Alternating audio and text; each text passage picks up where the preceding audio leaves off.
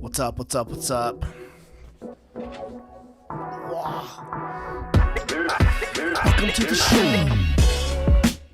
All right, guys. Tonight, just give me a chill stream. I want to draw. I wanted to see if I could move my microphone this way. I thought I need a longer microphone. You can do it, buddy.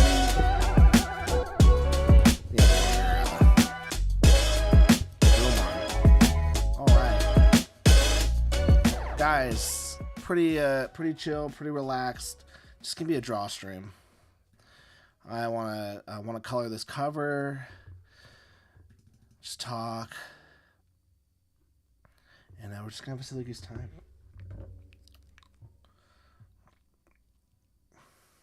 All right.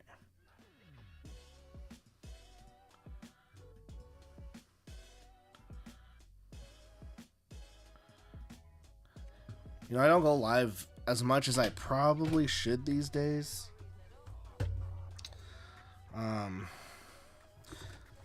Just trying to get back into making content and crap.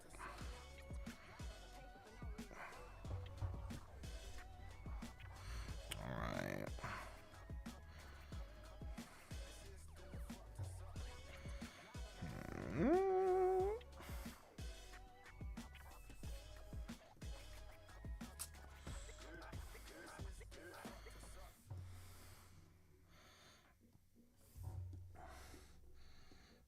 The title says, why is there so much drama in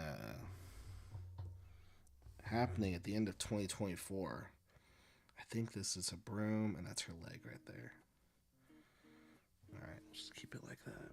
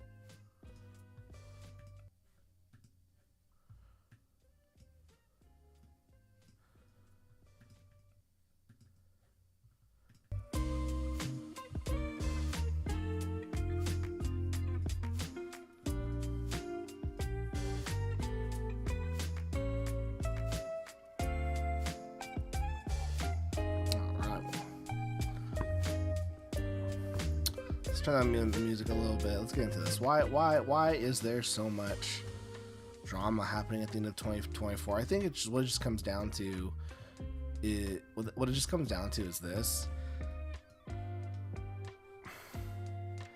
Everyone's just trying to position themselves. I think the craziest discussion happening right now, honestly, is the discussion between I saw this post from Doug Ernst, and basically he's getting crap from people who are you can't make a good comic if you're constantly releasing stuff. And he brings out just what I thought was interesting was he brings out basically just calls out the fact that there's been this narrative created that it takes 2 to 3 years to put out a comic book, let alone a good one, which is kind of nuts if you think about it, because the people who are creating this narrative are those who worked in the mainstream. They are those who were doing monthly books.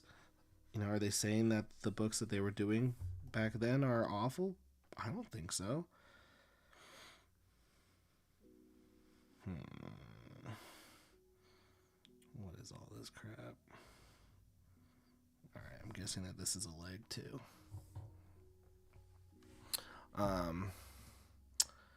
In the chat, if you're watching, hang out in the chat, man. Say hello.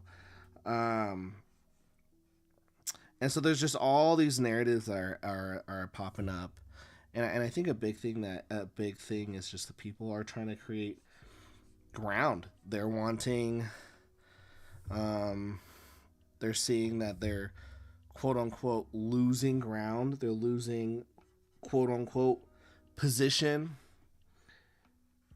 How you doing, Al Jamil? They're losing their quote unquote say. They're losing the narrative. They're losing the narrative that they're creating because there are those who are finally challenging it, who are sick of the hypocrisy. And what's crazy is that, I don't know, that those who are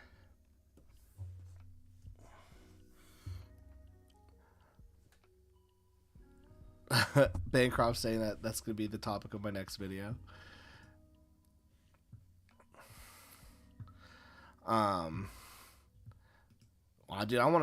Dude, Bancroft, I want to know why there's so much drama happening in the indie scene right now. I was just speculating. But I think it's a war of ideas. And I think you have people who are like, it should be done this way. And their followers are going like, why? Why should it be done this way? Why can't it be done this other way? How come us in this particular group or fandom have to, I don't know, keep suffering, keep making excuses for you? And I'm sure like being part of those fandoms, it's frustrating. You're like, gosh, like how many more times can I tell myself like BS lies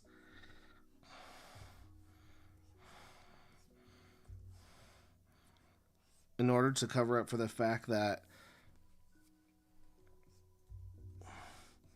I don't have a comic book. And here's the thing, the narrative's different when it's like, what's crazy is that this narrative is coming from, like I said, those who worked in the pro scene. Another thing, yes, drama. Yeah, agreed. Drama still sells. Another thing as well, though, is I think there's a massive amounts of fear from the quote unquote old guard. An old guard doesn't have to be even referred to like pros. It's just people who have, I'm just gonna say, old way of thinking. And what they're scared is, well, what they're seeing and probably scared of is the fact that their way of doing things is being challenged. And it's changing, and they're unable to quote unquote stop it. Like it's over. And I think a big thing of that, I think a big thing that comes from that is the fact that is they want quote unquote gatekeepers. So for example, you have someone like Ethan Van Sciver getting mad at yours truly. No, he's mad that he has to share the same space as someone like me, and that I'm not even good enough to be tying his shoe, something like that. What he's really mad about, though, is the fact that we're on the same level. And not in terms of skill, because I will never, ever, ever be as talented as Ethan Van Sciver. Even though I don't like him, I've always said it, that he will go down as a very, very talented artist, one of, one of the best. What he's mad about is that we quote unquote share the same space in the indie sphere. That I can talk to an audience, get an audience just like he can. He's mad about that because I didn't earn my spot. These other pros, they earned their spot. They had to fight their way through the bullpens of DC Comics. And then you have these other guys. Nope. You have the iconic guys and the Rippaverse guys, and they didn't have to do that. So they're not as good as us. And so they don't like that. They wish that there were more gatekeepers. You have someone like Larry Higgins. He wants Kickstarter to act more like a publisher, not an open platform for creators. He wants Kickstarter to say, nope, this isn't good enough. Don't let it on your platform. Why would you want that? Why would you want, as an indie person, potential gatekeepers? What happens if Kickstarter, quote unquote, deems your comic, Larry, unworthy? Who's to say? Whose standards are they? Does the person have to abide by your standards? Whose standards are they? Because quality is subjective. So whose standards are they?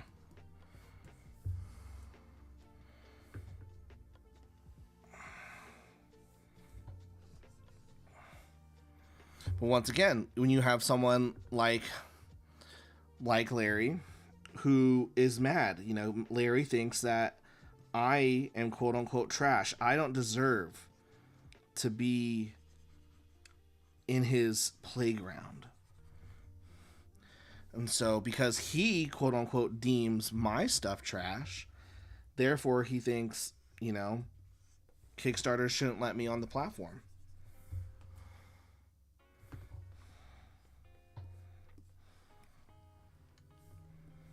I forget the color of this person's eyes. Do I have a comic here?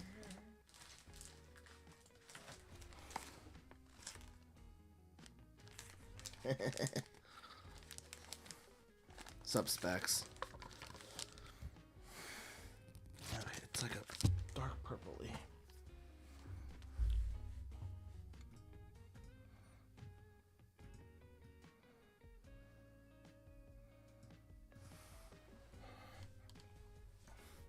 So yeah, who's to say?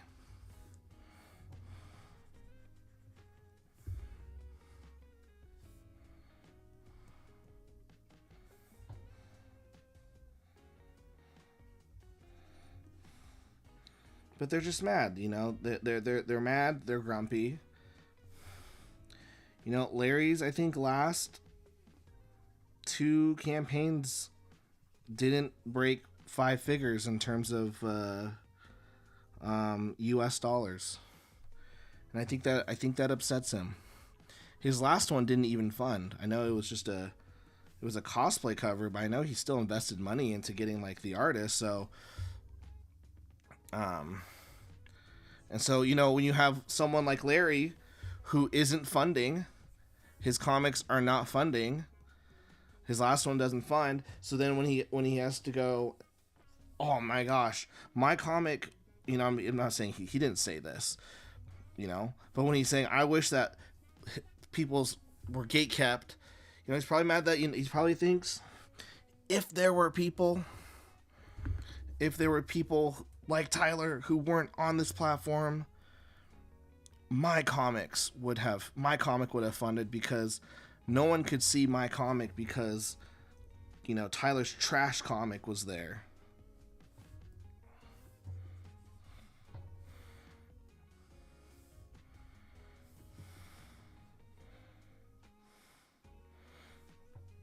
And the great thing about, having an open platform like Kickstarter is everyone's given a shot. It's just like Facebook, it's just like YouTube, it's just like Twitter.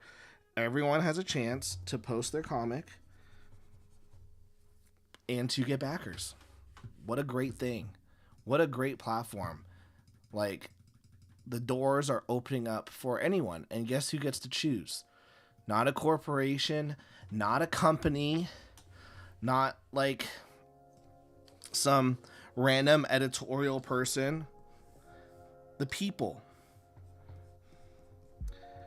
And I think that pisses off people like Larry and Ethan Van Sciver.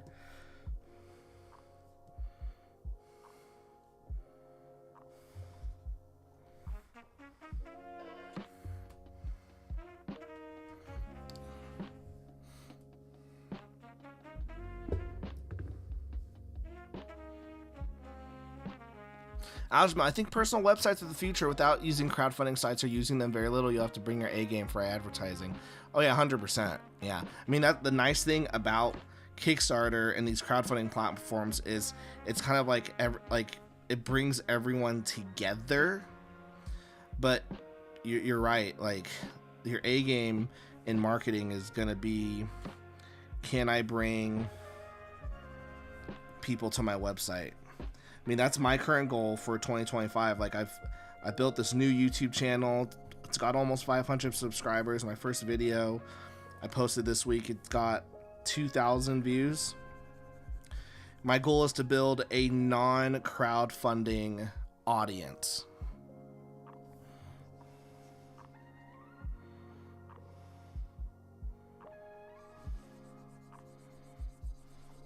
Yeah, man, it's just it's just these older creators, man. They're very vindictive. They're very mad. They don't like change. They don't want to see change. Rini has memberships on our site where you can read special releases and see sneak peeks on her blog. Oh, that's cool. Kind of like a Patreon. That's cool. I did see her. I looked at Rini's website's very nice.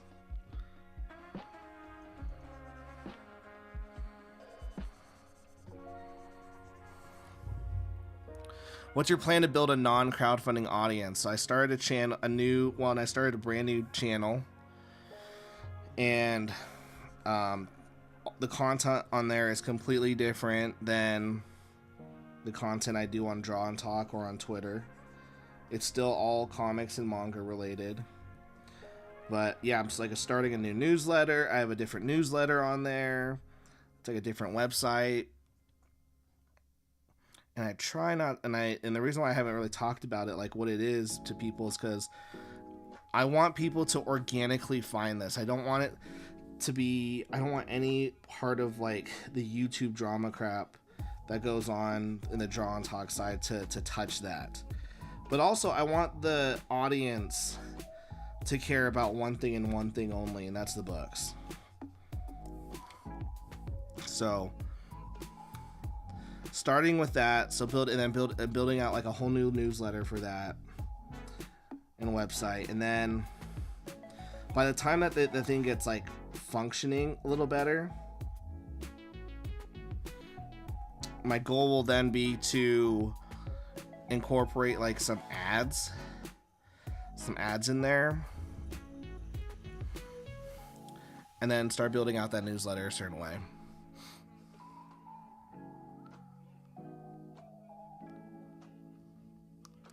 Cove, I love how people told your video. Where'd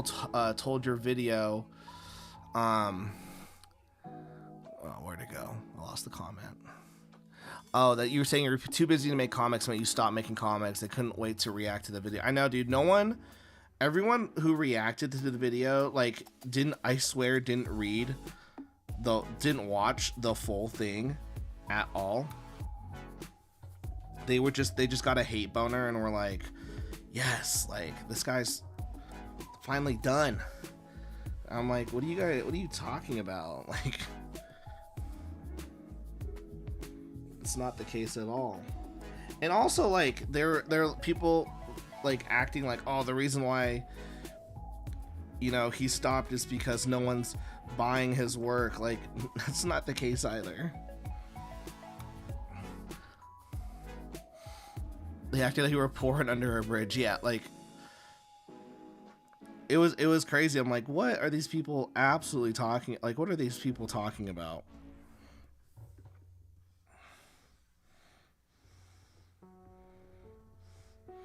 Like, oh, he doesn't have enough money to make the comics. He mismanaged the comics. It's like, the comics are fine. The comics are out. The comics have been paid for. All my artists have been paid for. Like, everything's good. But yeah, dude, people were trying to, they were trying to find drama where there wasn't drama.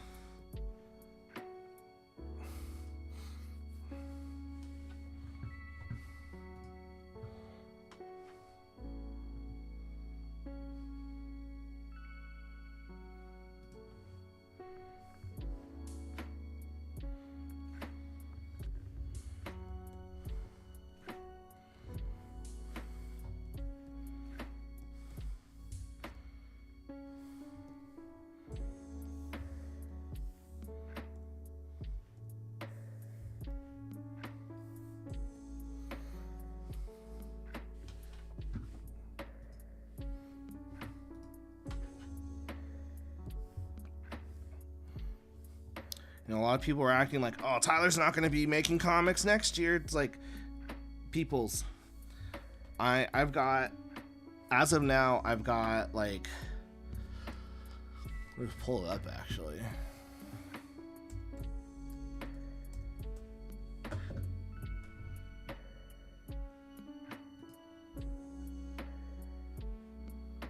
One, two, three, 4, 5.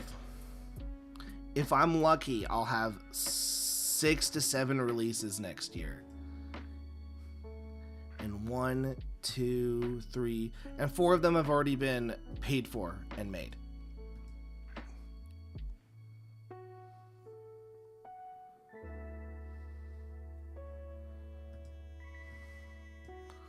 Bancroft, I'm pivoting towards a channel more about cool indie books, Euro books. I'm not starting again though. Spent too long building it up. Yeah, I feel you. You know, I had those same fears, Bancroft, and then I saw my friend Animane start a whole new channel with all the knowledge that he had taken from his original channel, and then he like duplicated the success and has like a stronger audience on that side. So I was like, let me try doing the same thing, and so far I have like triple the views that this entire channel has ever gotten. Better watch time on my videos. So, but I understand, like, it's like to each their own.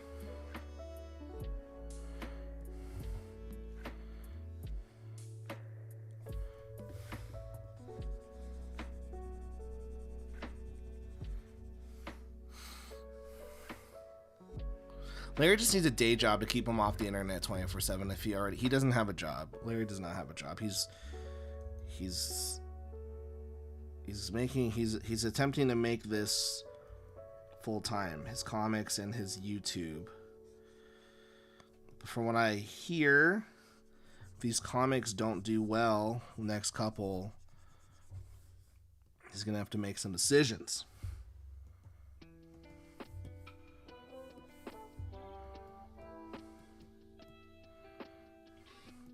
And here's the thing, like, we want people to make comics. We want them to do well. We also don't want people acting like fucking dicks. Like I'm always shocked at the hate boner that Larry does have for me. It also pisses me off on sometimes. Also pisses me off like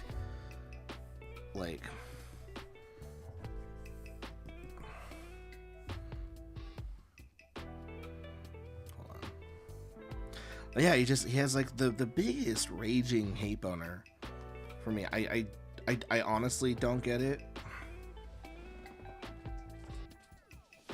It's the problem with having your book in black and white, is I always forget what the colors of everything are.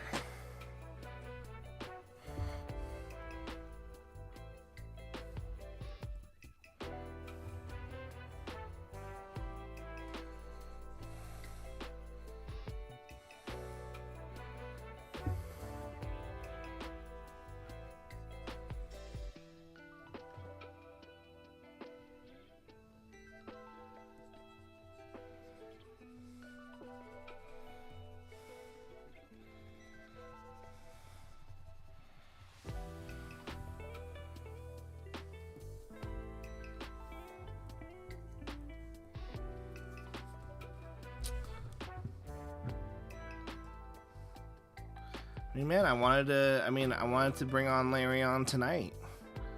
You know, I wanted to hear his opinions on what's it called? Should we gatekeep Kickstarter? Like, I wanna hear that argument. I wanna know why that's good, and I wanna go back and forth. Like, I like having discussions with people. I know people like Larry are incompetent of having like adult conversations or having their views challenged because they weren't used to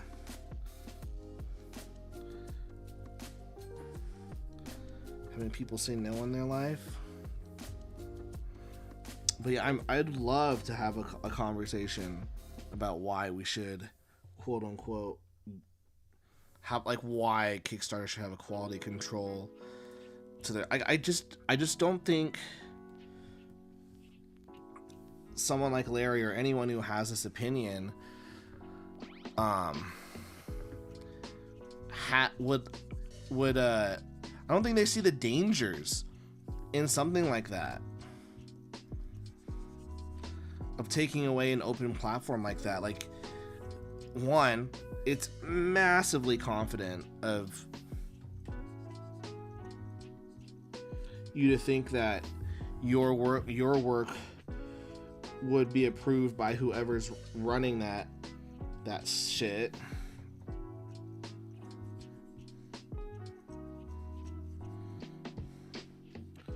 Like, look at Webtoon, for example. I talked with the marketing head of Webtoon when I was gonna be part of their like creator marketing platform thingy with like YouTubers, and I was like, who runs Canvas? And she's like, oh, it's like these just 4 girls, and all they do every day is they read the Canvas titles and then they decide who to promote. So when people are like, oh, how come no one's like reading my comic, or how come I can't get anyone to read my comic, it's because you are at the whim of these 3 girls.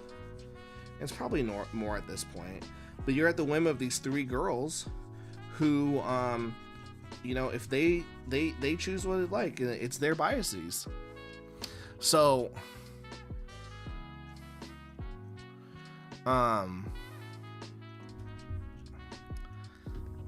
you want that with Kickstarter? Like, you wanna roll the dice? I don't think that Larry has thought that through on the detriment that could happen, which makes sense.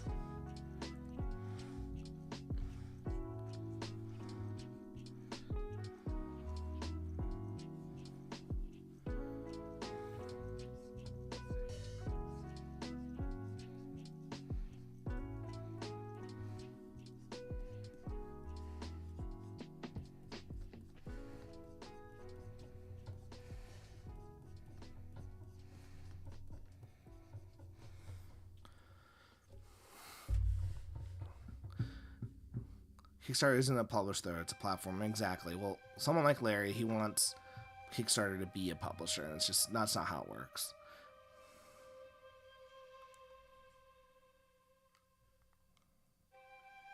In my opinion, the only gatekeeper should be the buyer's market. If you can't cut it, you are pushed out. However, you can always come back if you adapt. Nobody in particular is forcing you out. Oh yeah, 100%. 100%. I mean, Larry's whole argument for the gatekeeping stuff, and like I said, like, he wants to make content and monetize it. It's like, yo, let's have some good discussions over you just reading other people's arguments and going, so someone read this and said this. Like,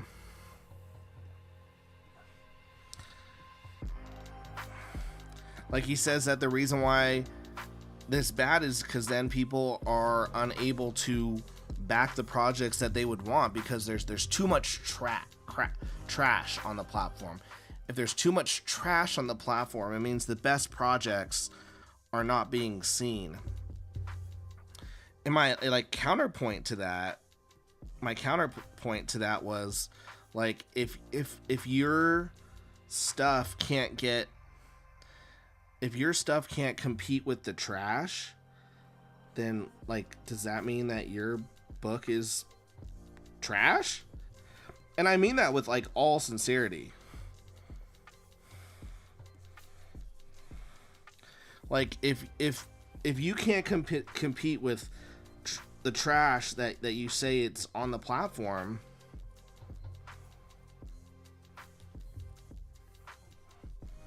what does that make your book?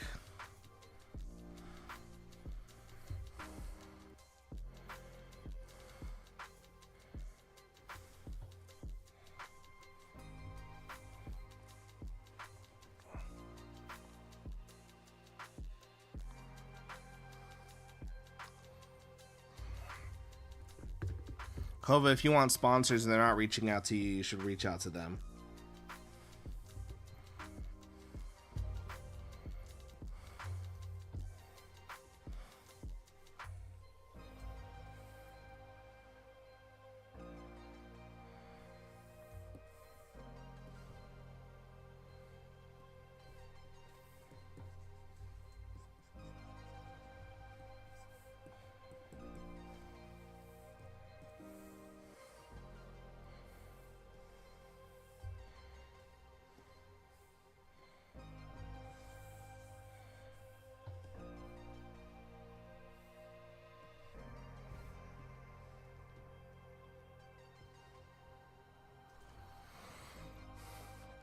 Metal Movies and Brewskis, how you doing?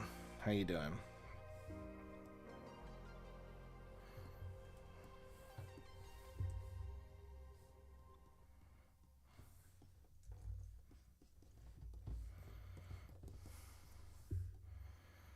Okay.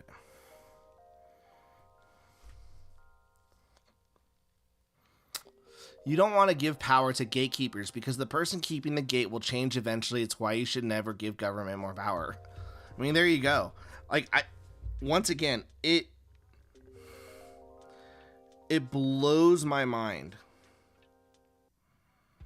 that you would have a creator who has been able to have success because Kickstarter is an open platform, and have that creator essentially just be like, yeah, I want them to not allow other people who I deem not as good as me on the platform.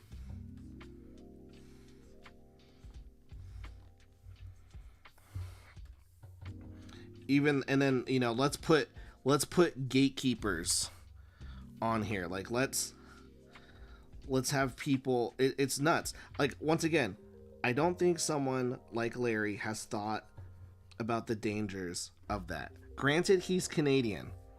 I know they're not super bright over there,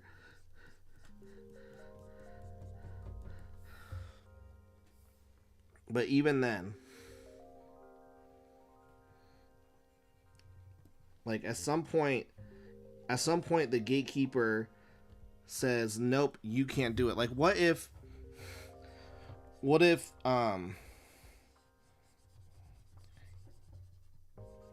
he gets let in once? He's like, yes, I have got it in. He gets in again. Yes, I'm in again. And now he's relying on this money. And then the gatekeeper decides, nah, you know what? We actually don't like you anymore. You can't release projects on here. Or we've actually changed our policy on what is good and what isn't good. And yours has now become not good. And now you're relying on this open platform for money. And now that's all gone. Like, it's a dangerous precedent. Like, I don't know why anyone would ever suggest the opinion, like, like Kickstarter should. That's like saying YouTube should vet who is and who isn't on the platform. Like, that's, at that point, you're only saying this opinion because you're jealous that you're not getting seen the way that you quote unquote think that you deserve to be seen.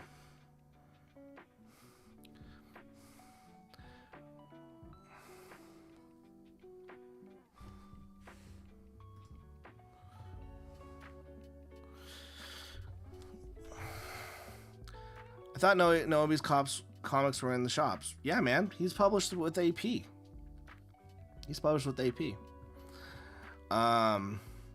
Wasn't Niobe a garbage comic once upon a time, then Larry upped his game? It was just in black and white. But yeah, he improved. His comics are a lot better than they were 10 years ago. Absolutely. They're great.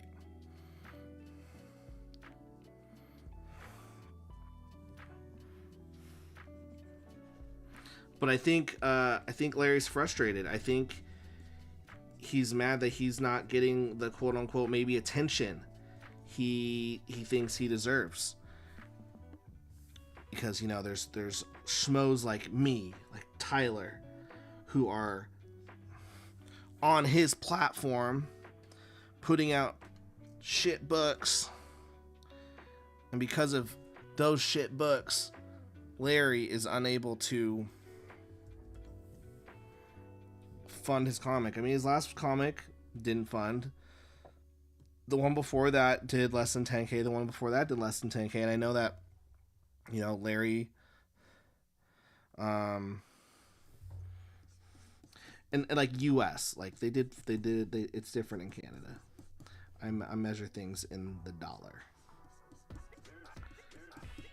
But I know that like Larry has been chasing that high of, you know, the 20,000 plus campaign that he did once.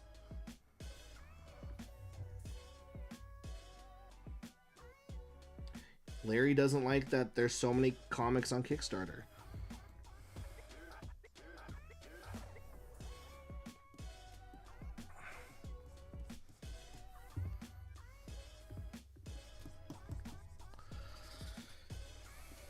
And I do think he's mad. I think, you know, it's one of those things where like Larry right now is unemployed.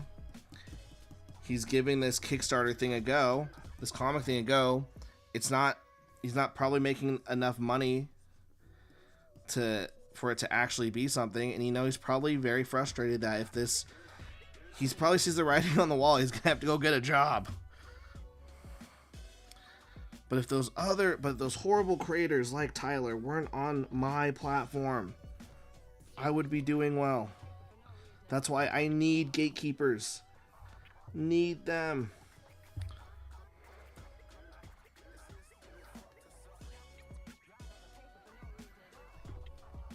I think Larry is frustrated with the free market. You can make a lot of money, but there is always someone better out there, and sometimes they take customers from you, just the way it is. I'm guessing it is spooky in Canada too. Cost of living is absolutely crazy there, and his campaigns are not doing as well as he wants. Yeah, 100%.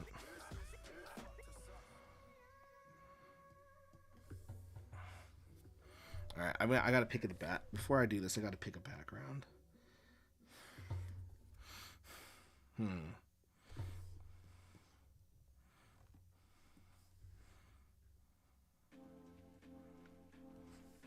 Let's AI the background, guys.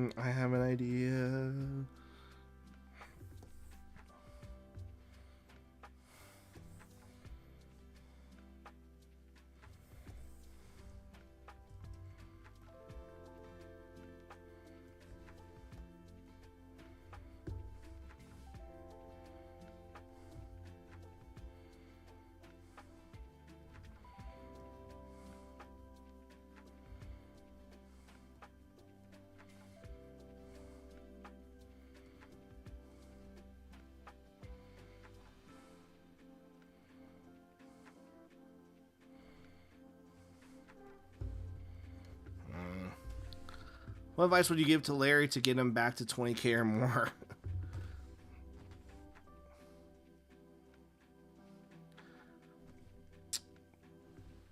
I think one, I think he should have concentrated more on his Niobe property.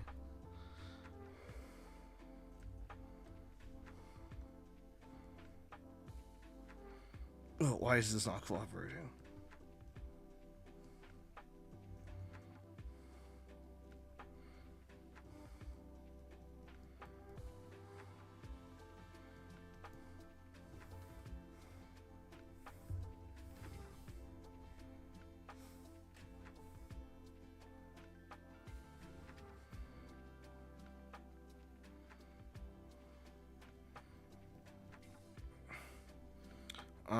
Also, I'd probably find a way to get my expenses down. I mean, he spent a shit ton of money on all those variant covers when he didn't have to.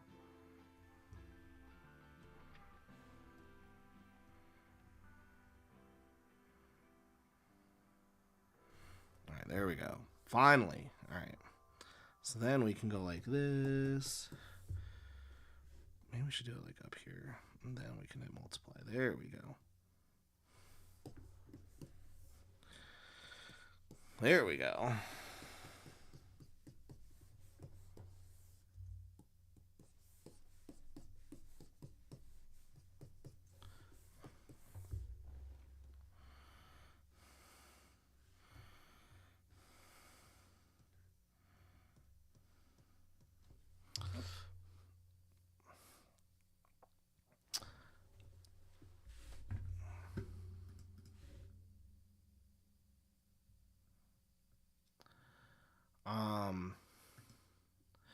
There's a lot of things. There's like a lot of basic shit that Larry doesn't do that he has the ability to do as a creator that I've told him multiple times to do, and he's just stubborn and refuses to do them because he thinks he doesn't have to do them.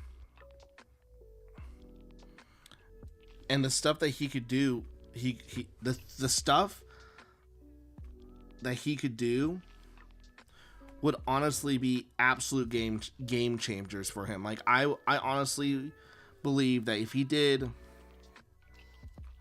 some of the things that I've been begging him to do, he would get to that 20K easy. He literally has all the tools available to him. He just chooses not to do it because he personally is like, this is stupid, I don't have to do it. And it's like, no dude, like if like you do this, you'll be set. But he doesn't want to think about it.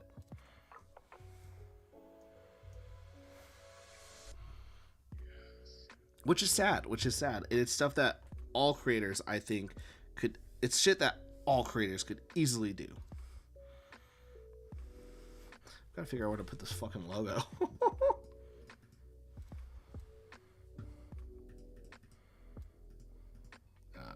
Great.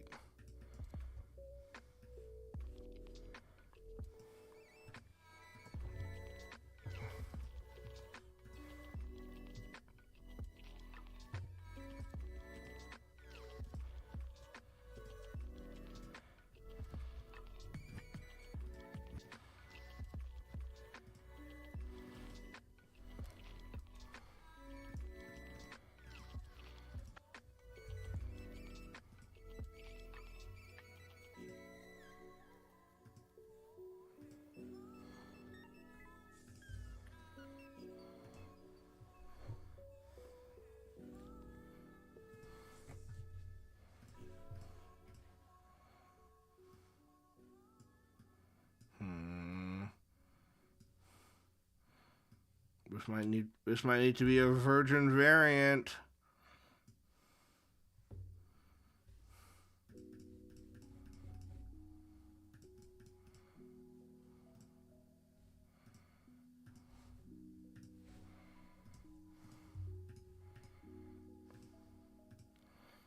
You can tell an artist all you want, like, hey, like, I think it'd be best if just know I have this logo. Yeah, like, what's the point?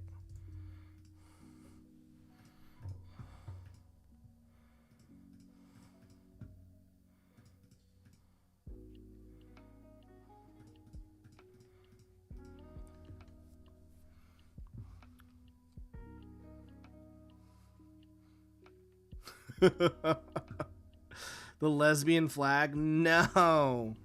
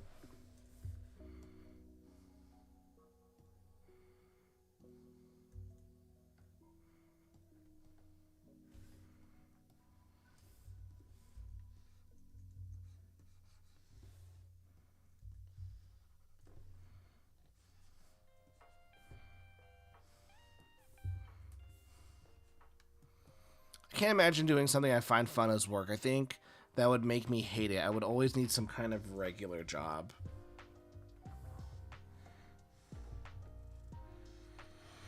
You know what? It definitely takes the quote unquote fun out of it.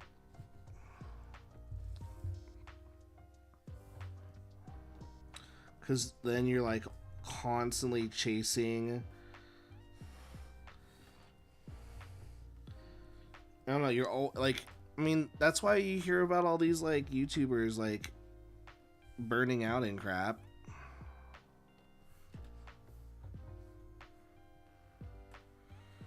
Something they loved is now just something that they have to quote unquote do to pay the bills.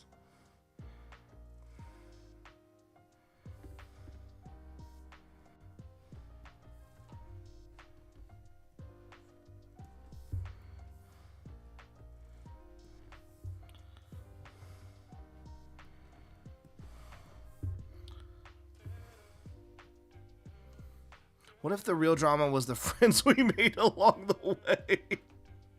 I actually like watched this thing the other day. It was so funny, and it was everyone's like, "Oh, I've been trying to make friends, make friends." No, don't make friends. Make enemies. You will if you make enemies, you will eventually make friends. Because if you make enemies, the people who are also that person's enemy will become your friend. And that's how you make friends in 2024.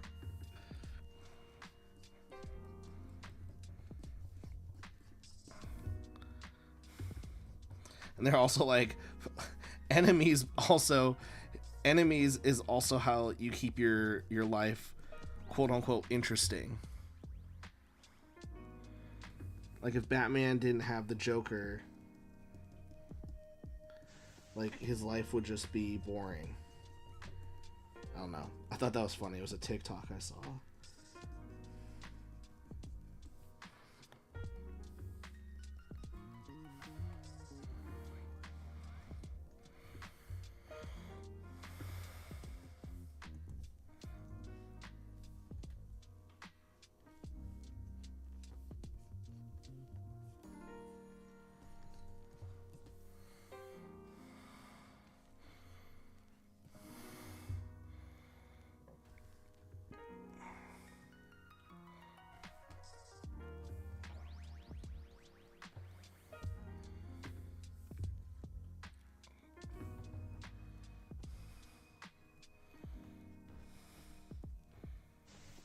There we go. All right.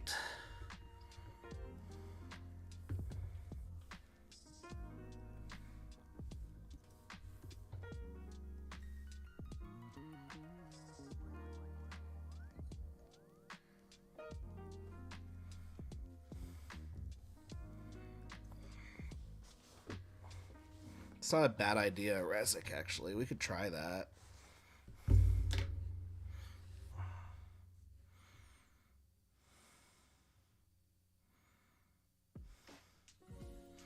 I mean, what it would mean is that, like,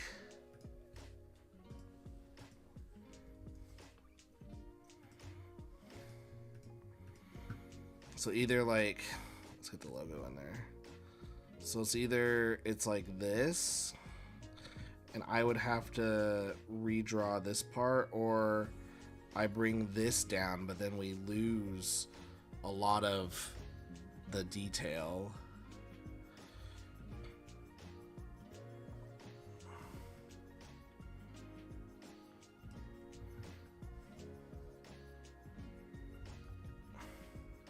It's fine. We can have a virgin variant. It's all good.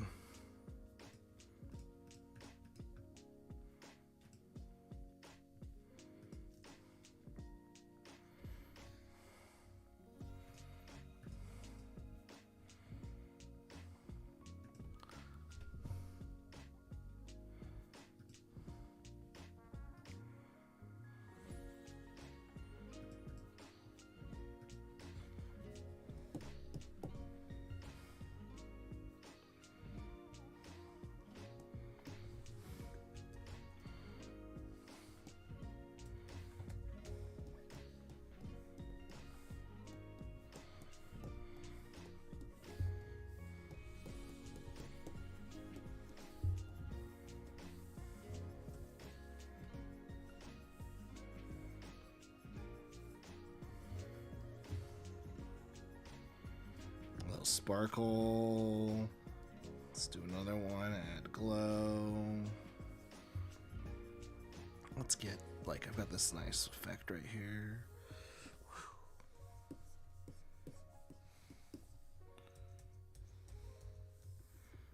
Maybe it's blue. Pink? No. Yellow? Nope. I like blue.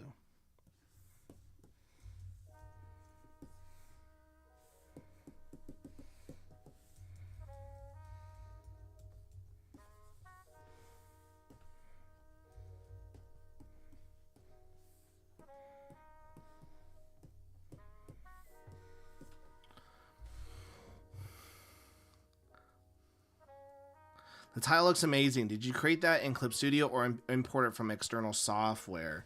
I didn't make this logo. This is actually the only logo I have ever paid for to have made. Because I couldn't crack it down myself. Normally I just make all my logos. But for this one, I paid someone. I don't know how they made it, but then they just sent me a PNG file. But for all my other logos, I have made them in Clip Studio Paint. I don't like it right there.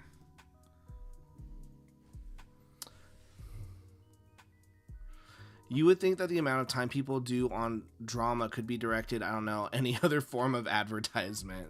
I know, I don't get it.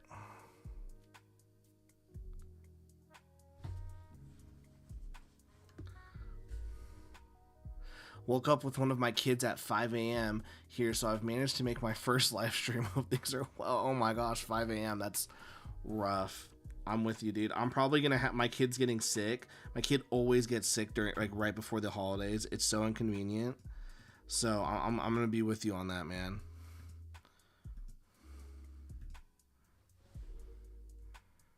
I don't like that.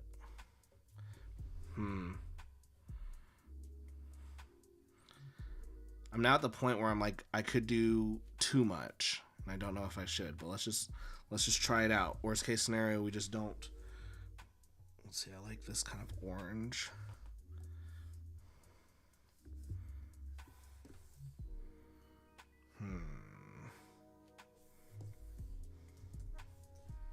It's not. That wasn't actually that bad.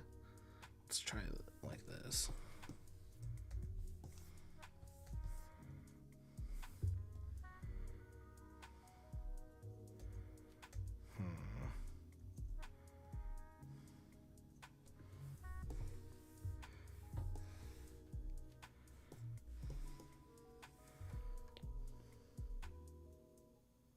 Nailed it. Two of them have colds. Oh my gosh, I'm so freaking sorry. Yeah, what if we did this? Did this. Alright, now get into the soft erase. And now we'll just make sure that everything's even.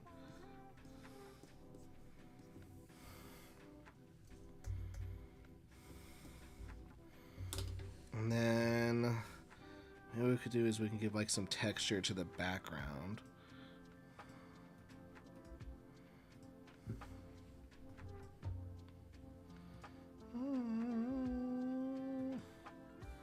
There we go.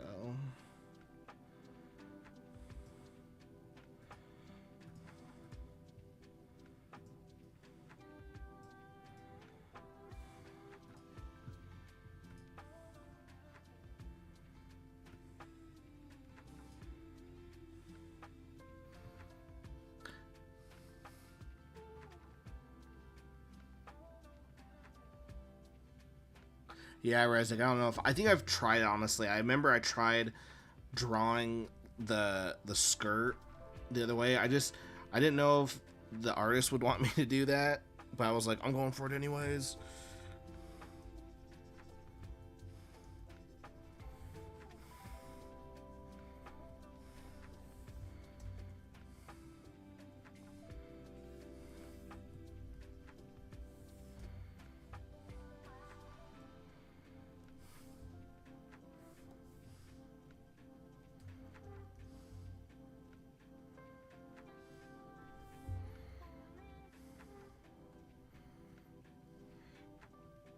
I think we nailed this one.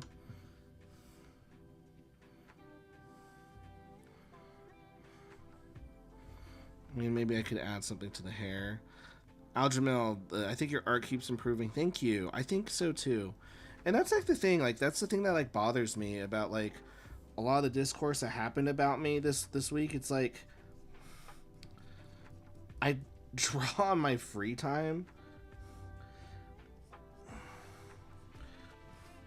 So I'm getting like hounded by people who have done this like as a career for like 30 plus years, you know, who are clearly, you know, professionals at the top of their level, and just be like, oh yeah, this guy sucks. It's like, well, of course I do.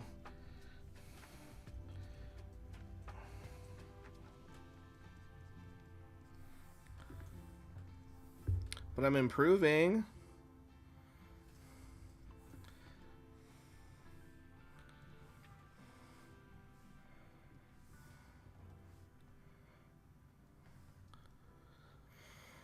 Okay, I think we did it. I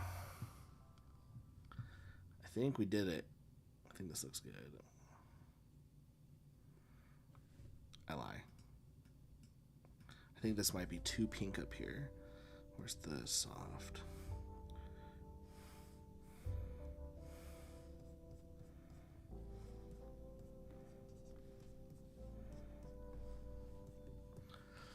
If it wasn't you, it'd be another. They need the drama. Your current art is sick. Oh, shucks. Thank you so much.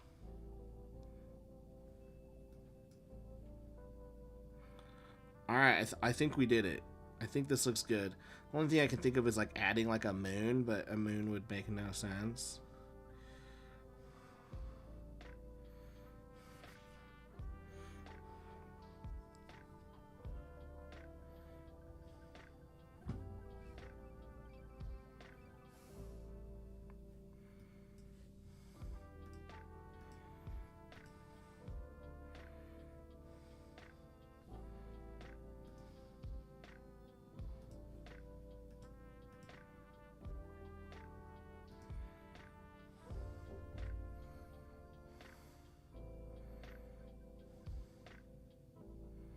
Oh, I need to give her some rosy cheeks. Come on, Tyler.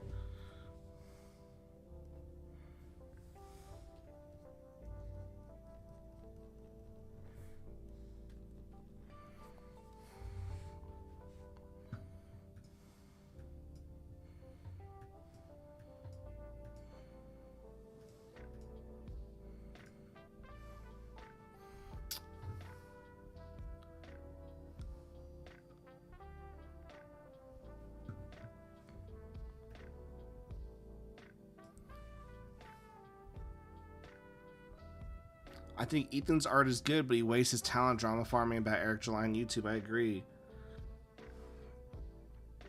His art's very good. I think we're going to call it on this one.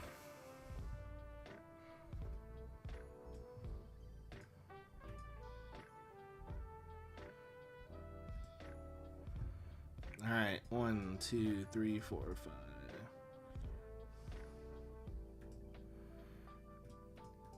I still need to get 3 more covers. This comic is probably going to launch in January. Let me see my calendar. Yeah, January. Then I have Super Farmer Sisters 4 in March.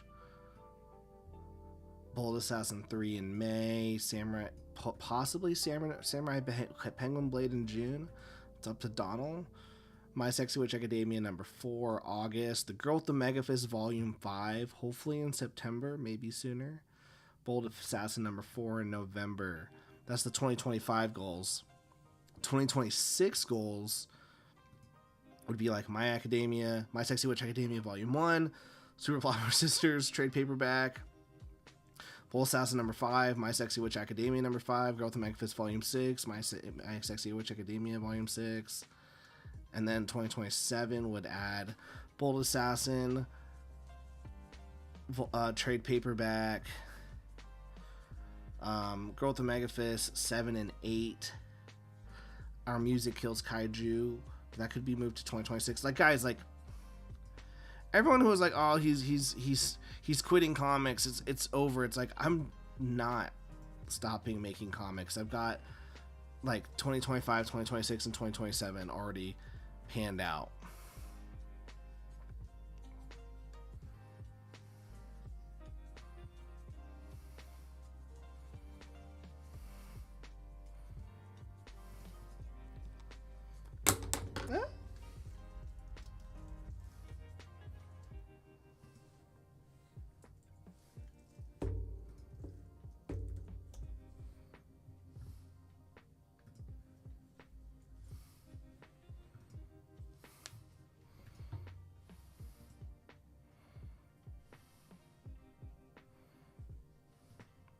All right.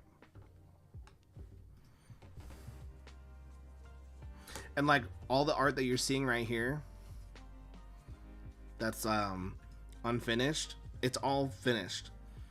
I got all the line art for this yesterday, so I've just got to put it in. Spoiler. Gotta get this over to the printer this week. This is Bullet Assassin 2.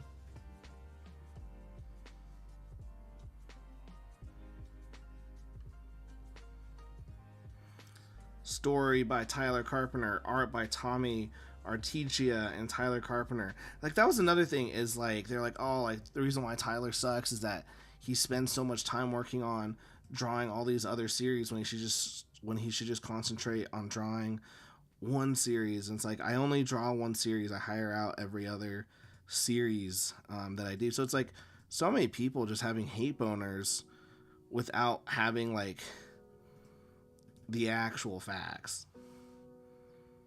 bonkers.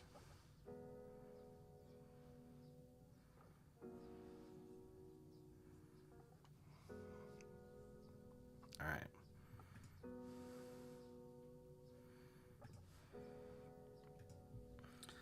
So this is what I'm working on the next 2 weeks. Super Plumber Sisters 3. But I gray tone on this. But I do everything else on my iPad.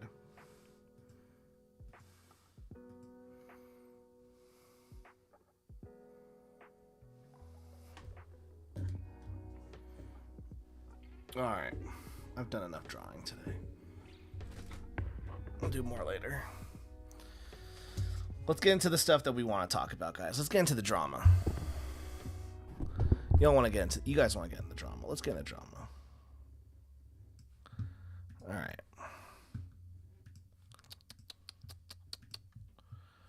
All we have to do is just go on my freaking Twitter. Let's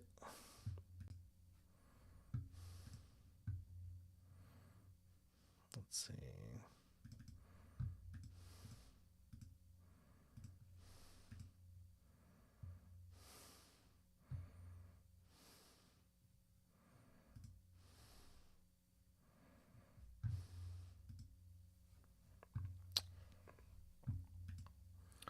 All right.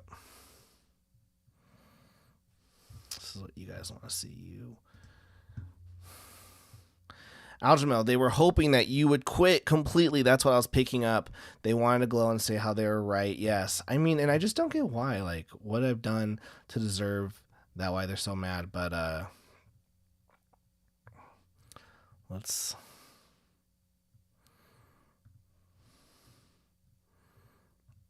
find the stuff.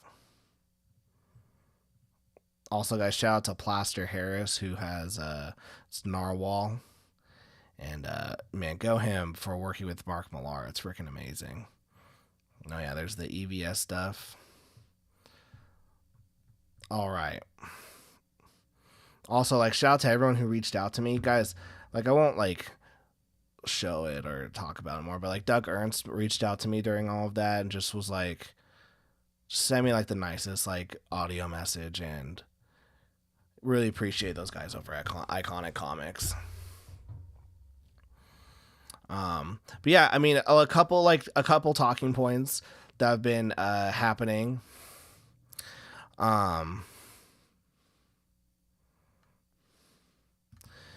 You know, I seriously, so, you know, because of this whole EVS thing,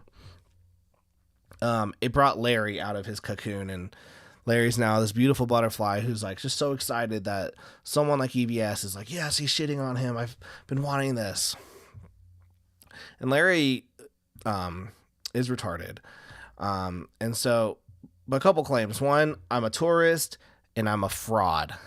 So we'll talk about though. The first thing, I'm a tourist, and I think that's such an interesting comment to make about someone. Like, you're a tourist, and he talks about like what a tourist is. Basically, I'm like someone who says that he's a fan of the band, but he only knows like 2 of the songs, and like maybe they're just like the hit songs, the ones on the radio.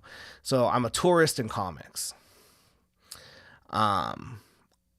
which is nuts. Bookshelf, comics. Spinner rack, comics. Bookshelf down there, comics. 2 long boxes over here, comics. Like, I don't know where he's getting at. I'm also a tourist as a comic book creator. I've made more comics than Larry. I've made more comics than most indie comic creators. Like, my series Demons, like this series alone lets me beat out 90% of indie creators. Like, this alone beats out anything that Larry has ever put out. Okay, this is 370 pages. So I've already made more comics than Larry. So I'm not a tourist of being a comic book creator. Otherwise, I've wasted a lot of time and money. You know, I've made, my second way of being like, yo, you've got nothing on me, is officially now. Actually, no, it has been for a bit. Is so you have Demons, which is 370 pages, but now we've got The Girl with the Mega Fist. Girl with the Mega Fist, 4 volumes, 800 pages. 800 pages. Someone was asking, like, yo, Tyler, can you put this all in one omnibus? I'm like, I could. I just don't think you'd want to read it. Like, I don't think you'd want to read a book that thick. It wouldn't be enjoyable.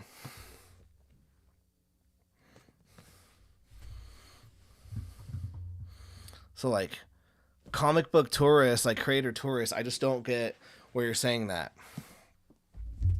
It's wild. Second accusation is here, let's go over here. The fraud one.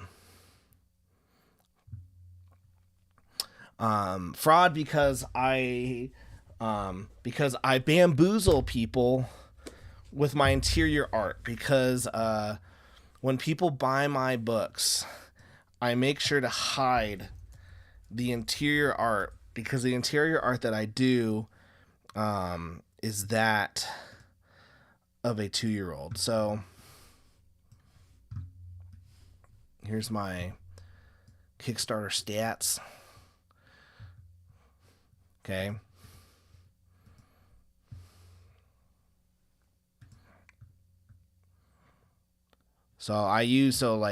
I'm deceiving people with my art. All right. Well, there's my art right there. Number one spot, cover A, like always. There's my art right there. There's my art. So it's like, I'm not tricking people into anything. Like, I haven't flipped through the whole book. This is what you're getting. There's no deception. If you think that my book is quote unquote garbage, that is your prerogative.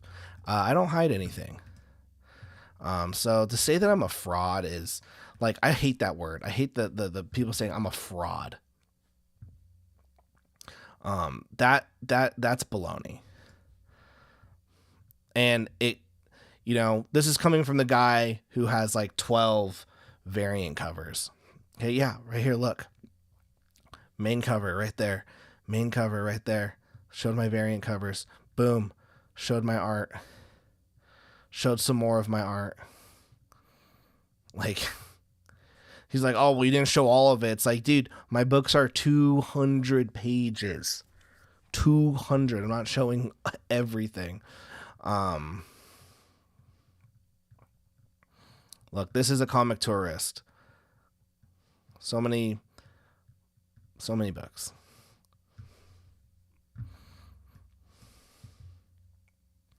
When they open it, they wish they didn't spend the money. It's not that he uses variants. It's like getting a cover from Alex Ross, then open the book to see the art of a 6-year-old. And once again, I mean, I'm not hiding anything. It is what it is. That's my art. And if you were to say, Tyler, your art in volume 1 isn't good, I'd be like, it's definitely the roughest of the volumes, that's for sure. Okay, but you know what I improved on with volume 1? Volume 2, the art 100% improved. And then you know what improved with the art in volume 2? Volume 3. And then you know what improved in the art? Volume 4. It's like, things just get better and better. And if you don't like, if someone doesn't like my style or what I'm doing, you don't have to buy it. Like, I hope you do. I hope you give it a try. But I mean, that's why I give volume 1 for free on my website. If you didn't know that, volume 1's for free on my website digitally. Go check it out. Aljamil, another news, I made a massive amount of spam musubi tonight. It's delicious. That's hilarious. Jordan Allen, ludicrous. The panel previews are on the Kickstarter pages. I know. I mean, I offered Larry, I was like, hey, here's $1,000. Show me where I'm a fraud.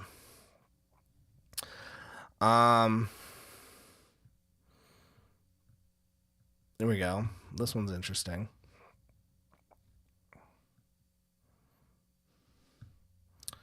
Where is it?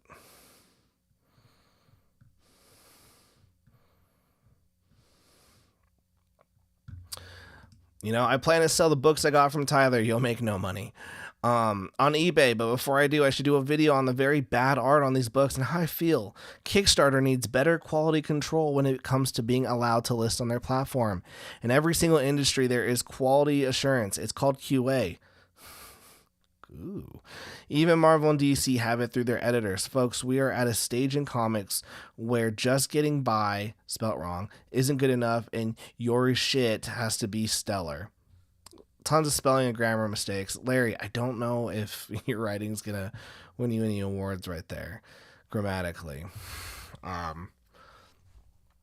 You know, but he's just mad. He doesn't like that the audience can choose what they want. It's an open platform. And in other drama news, I'm pissed off that Licorice Recoil does not have a season 2. The Reze arc on Chainsaw Man is going to be awesome. I'm excited to see Reze. She's known as sometimes as the best girl, the best waifu in Chainsaw Man, but we're Makima fans here. And then I thought this was the coolest thing. Tahu, man. Freaking Tahu. Aljamil, I think a lot of people are lashing out because it bugs them to see iconic comics and Ripper first being friendly with each other. It is crazy to watch. I think it's jealousy mixed with feelings left out. I agree. I mean, here's the thing. You have people like Iconic Comics who are just doing their own thing. No one is gatekeep them. No one is saying you can and can't do this, and they're killing it. And you have the Rippaverse doing the exact same thing. And then you have these pros in Comicsgate who are like, they shouldn't be allowed to have this success because I should be the one who states what is and what isn't quality, because I worked at Marvel, I worked at DC, I know better than everyone. And once again, it's this old age of thinking. It's the old guard saying, hey, like, there should be this quote unquote quality assurance on the internet to say like what is and what isn't allowed to be bought, when in reality these are open platforms. You know who decides? The audience. And if you can't get your stuff in front of the audience, that's a you problem. Larry, this is a you problem. You need to deal with this yourself. You need to grow your own audience. Yeah, so I agree, Aljamil. I mean, I just think they're frustrated. Like they like Comicsgate in 2017, 2018, you had people like Doug Ernst, Tim Lim, Nurkish, Captain Cummings. You had all these guys coming in, making comics, talking about the problems that they had. You had your boy Zach in there. And then you had these pros, these disgruntled pros come in. Well, I know best. I used to work at DC. I used to work at Marvel. I know what's best. And now they're able to create this narrative. They've created this narrative since 2019. It's okay that books are late. I know what's best. Don't worry, I know what's best. This is how the game should be played. And then you have Iconic Comics saying, actually, we're going to play the game this way. And you have Rippaverse saying, we're going to play the game this way. And that's pissing people off. And now more and more people are coming in as creators making comics. You know, I'm sure Larry is pissed that there's people like Stokes and Chris Moses who are putting out a book every month and a half, and he can't compete with that. These are a bunch of 20, 30-year-olds who are whooping his ass, whooping my ass. These guys are putting out books non-stop. I just got a notification in my email saying that Chris Moses had another book out. And so, yeah, you just have someone who, you just have these people who are mad. Larry is part of this old guard of thinking. Okay. It's baby behavior. I know my prose is much stronger now than my earlier books. Improvement is part of the game. Are we supposed to be masters of our craft before releasing anything? It's moronic. I agree. Dude, like, my back and forth with Larry. Here's the thing is my back and forth with Larry is sometimes sad because of how, tight butthole. Well, he's not tight butthole. He's loose butthole. He's very rude. He's very childish. I mean, it makes sense. He hasn't left the house yet. He still lives with his mom. And, I just want to have a good conversation. And he's like, no, I don't need to do this. I'm going to show you disrespect. I don't respect you. Well, you know, your life doesn't concern me. I was like, because he's like, are we going to do this or not? I'm like, yeah, let's totally do this. Like, just like DM me. Let's do this. Let's make a time to do it. Just let's figure out a good time for both of us to do it tonight. I've got to put my kids down. He's like, I don't give a fuck about your kids.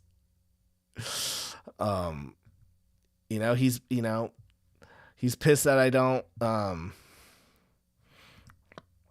yeah, there we go. Your life doesn't concern me. I got 5 videos to record, artists to deal with. You're a hindrance to my time. You want to make a spectacle event. I just don't care. It's you who wants this, not me. And the days of being civil to you are over. Dude, I mean, spelling, man, spelling. See this. Oh, and I said, congrats on the YouTube growth, Cloud. You're finally taking it seriously. I actually meant that. See, this is what people don't like about you. That is a passive-aggressive comment. When you should have said, Larry, you are nowhere as good as I am. Have some balls. Throw punches. I throw punches while you throw bitch-made slaps. The thing is, Larry throws punches into the clouds because no one believes what he's saying. You know, I said, dude, I don't need to tell people I'm better than you. I'll let them make that decision through back numbers, subs, views. If you think you're better than me, that's cool. Your punches land in dreamland. I know they land in the court of public opinion, which is why you want that debate. But I don't need to debate you. I don't that 1,000 times and it gets nowhere. I think overall I am a better comic book creator than you, and this is a competition in comics and YouTube and in life. He's funny. He's funny. Comics, man. Comics and comics creators. Who knew that this was... Who knew the craziness we were going to have to deal with?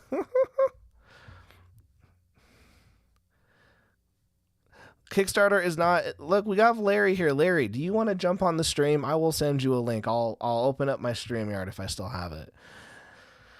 Kickstarter is not an open platform. They remove people all the time. It's the reason CG doesn't use it. Well, I mean, they remove people who they quote unquote like are. I mean, don't get me wrong. I agree that like it's not like super open platform, but and they could do better at the whole political stuff. But it is an open platform as long as you're following their guidelines. You get it. You're hindrance to my time, he says. This one making 100 alts to troll you with. True. Sounds like fear and frustration. Koval's look at this is why I don't have time. I have Twitter. It's smart. You shouldn't have Twitter, Kova. In fact, I was looking at your YouTube the other day, Kova. I was like, dang man, like this guy had like 400 subscribers when I went on his channel. Now he's got like 3,000 subs and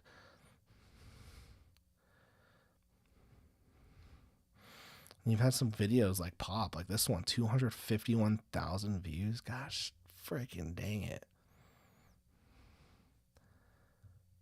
Yeah, dude, Kobe, you got freaking good growth on this channel. I dig that.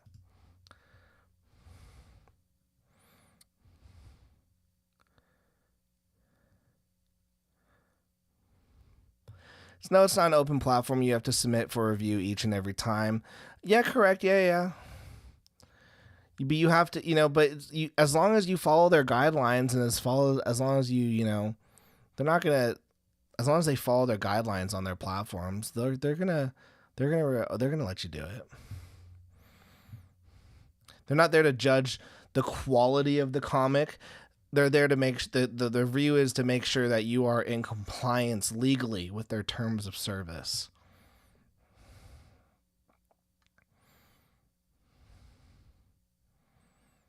Kova, where's the video that you and I made? Did you take it out? It wasn't a live show, was it? It was not a live show. Yeah, because it was an edited one. What was it called? Is it this one?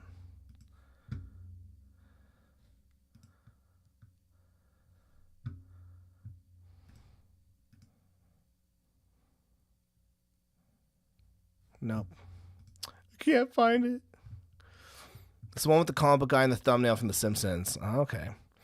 So in the review process, I suggest Q&A to reduce the amount of garbage on there. Once again, though, like, it's not Kickstarter's job, Larry, to reduce the garbage.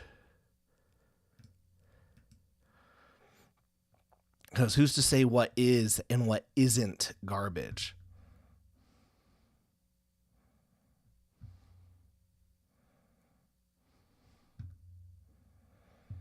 You know, garbage is subjective. What you might think is garbage, someone else might think it's awesome. I mean, you might have thought that that stick comic was garbage, when in all reality, it's like it used to be like the number one most backed Kickstarter. I think it still might be. No, I think it was like indie one.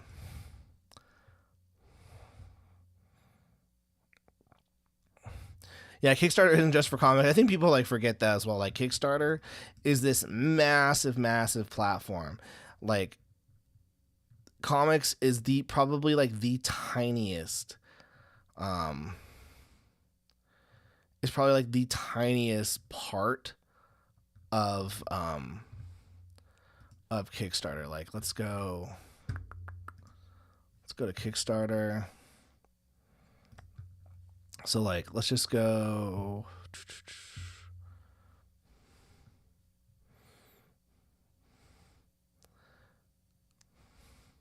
Let's go to technology. I'm sure that one's got big one. Most funded.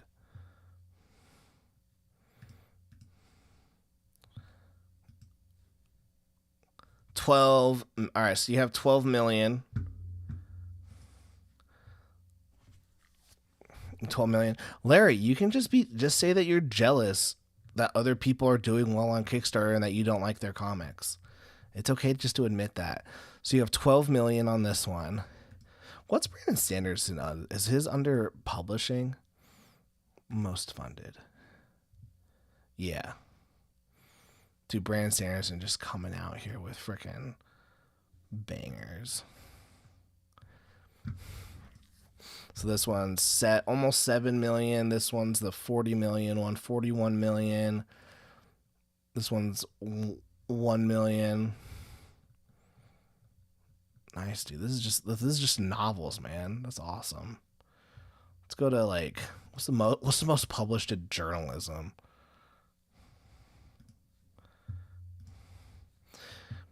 It's like going to Walmart to the $5 bin and it's full of trash movies and you have to dig into the trash to maybe find the one gem you may want. Kickstarter's the same way.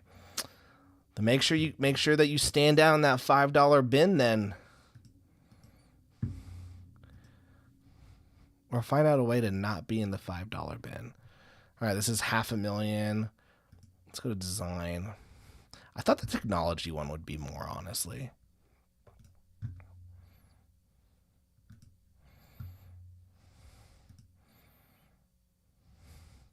$20 million. All right, look at that.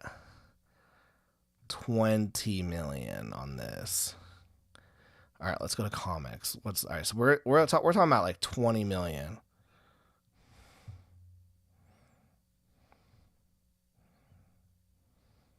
Serial killer? That sounds kind of funny.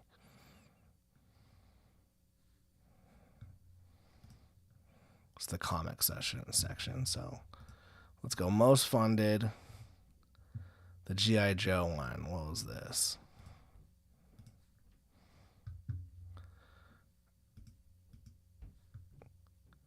$3.7 million. All right.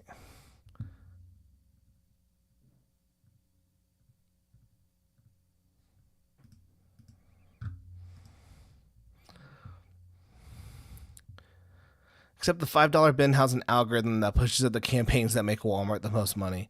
Well, if there was a QA, we wouldn't have to worry about that, would we? This is why not everyone gets published, nor should everyone be published. If you're only making comics with the goal to make money, then you're in the wrong field. Well, if you're making a comic and you got treated like a money-making business, you are in the wrong business. Larry, just admit that you're mad that there are people doing well on Kickstarter and that you don't like that they're taking your quote-unquote spotlight. Got nippy. I thought this was going to be a one-shot. So right here, you have Pat Shan. So this is a Pat Shan book. And then let's find another Pat Shand book. Like, look, there's Chris Moses. Like, we'll go to him real quick. Where's another Pat Shand book? Pat Shand. This is probably a Everett Hartsoe book because I see it's AI. Dang, I'm kind of shocked that I don't see another Pat Shand book. There's narwhals up here. There's another AI cover. Man, more and more AI covers. It's nuts.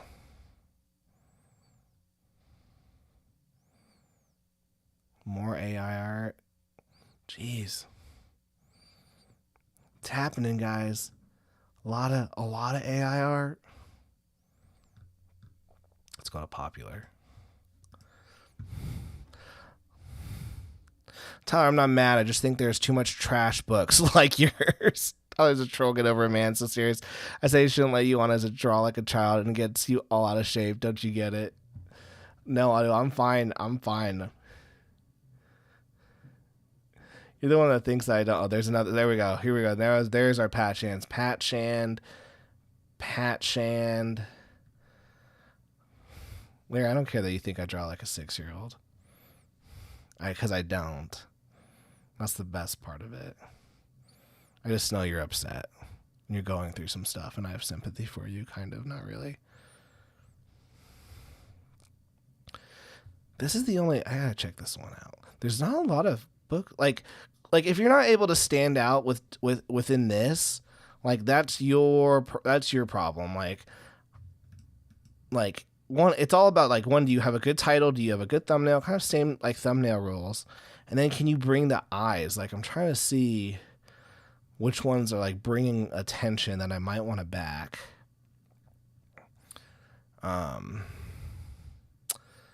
Tons of AI. There's a lot more AI ones than I thought there'd be.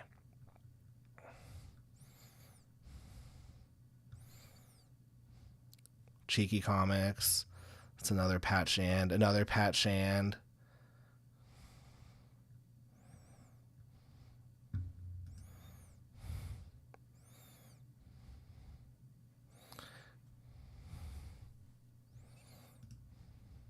Let's see.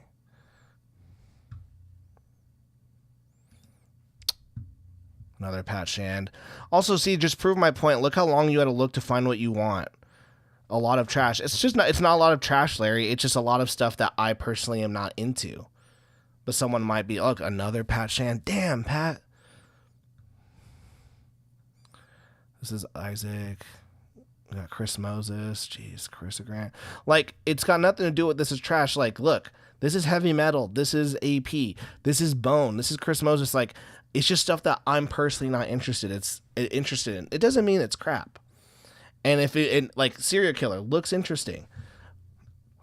But that's the thing is, like, if you had your Q&A, you would say, oh, that's crap, don't put it on, when in reality, there are people who clicked on this and went, oh yeah, like, this actually looks good, I want to back it. But if it was under your rule, Larry, and you're like, oh, I don't like it, then the comic doesn't make it. So these aren't trash.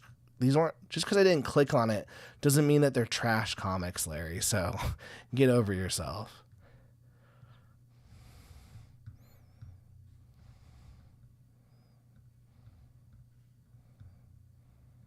Interesting.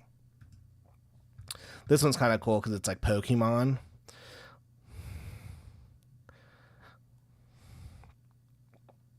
Have you thought about having AI Tyler talk to Larry? Could be gold. I'd have to, like, get it into, like, Chat GPT. That'd be funny. The backers on Kickstarter do not care about AI scenes, but the creators do. True. Different readers, different interests, genres exist for a region, 100%. By that logic, publishers should publish everything just in case someone may like it. No, Larry, once again, you're missing the whole point of an open platform versus a publisher. And when a publisher does publish something, the publisher does take on that risk of saying, hey, we should publish this and hopefully people will buy this. And if publishers don't want to take that risk, then I'm doing it. If publishers don't want to take that risk, then they don't have to. I'm going to pledge to this. They don't have to, which is great about public, an open platform like YouTube and like Kickstarter is that you can publish your stuff, and if people like it, they like it. All right, I'm totally getting the digital of this. Chris Moses, like, look at this.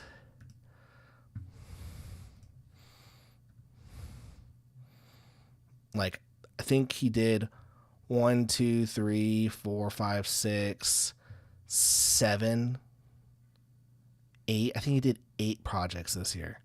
Nuts.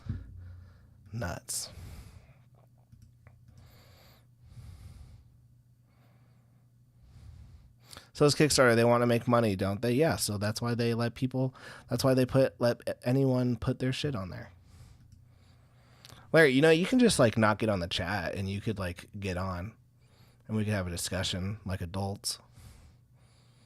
Unless you don't think that you can defend your own opinions. Damn. 52,000. This art's great. Jeez.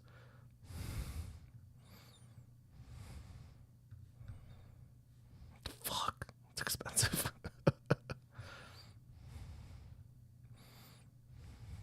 Jeez, that art is good. This page is good too. Ugh. I might have to do the digital of this one. All right, I think we're back in these 2 projects, Nightfall Redux and Wild Wisps. I think that's what we're going to be backing tonight.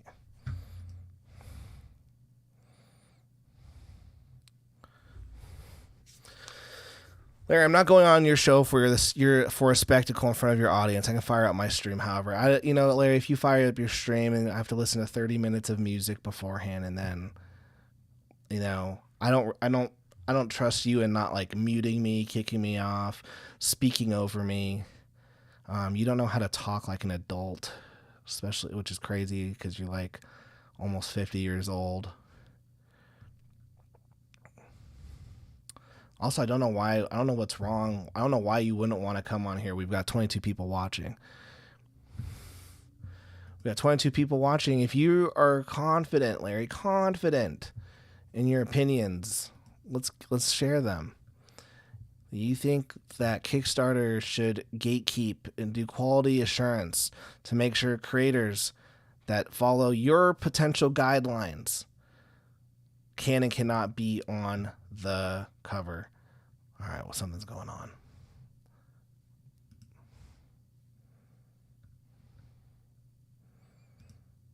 What the fuck is this?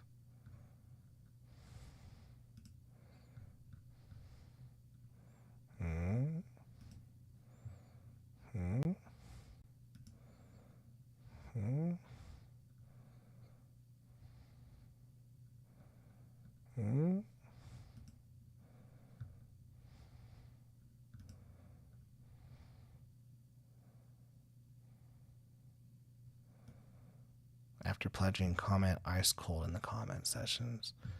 Interesting. I like that Pat Shan does like these trading cards for all of his campaigns. I think it's freaking dope. You insulted me all night, so there's no respect. I'm so confident I don't need a debate. Anyone who can't debate their ideas is not confident. No one said it had to be my guidelines. See, that's where you go wrong. I said QA, however that system would work is up to them. You know, work on your spelling.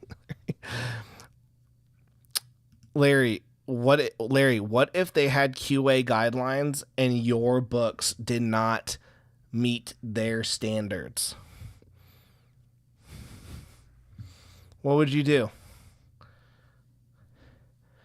What would you do if their QA didn't meet their standard? What if what if your book didn't meet Kickstarter standards and they just said a flat out blanket, thank you for submitting. Your book is something we are not interested in, and try again next time. What would you do? How pissed off would you be?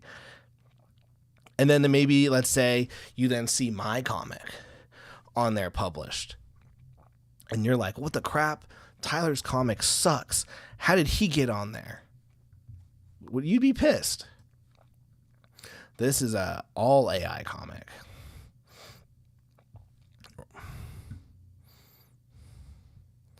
then tough luck for me. I'll find another way or get out of the game because I'm not to par. It's fair. The QA is the funding goal. If people don't like the product, it won't be funded. Ooh, Kova. Kova. Hitting him, dropping it. Exactly. The QA is the funding goal. If people don't like the product, it won't be funded. Go you, Kova. Look at this, guys, though. This is all AI. They said that there's some editing in there.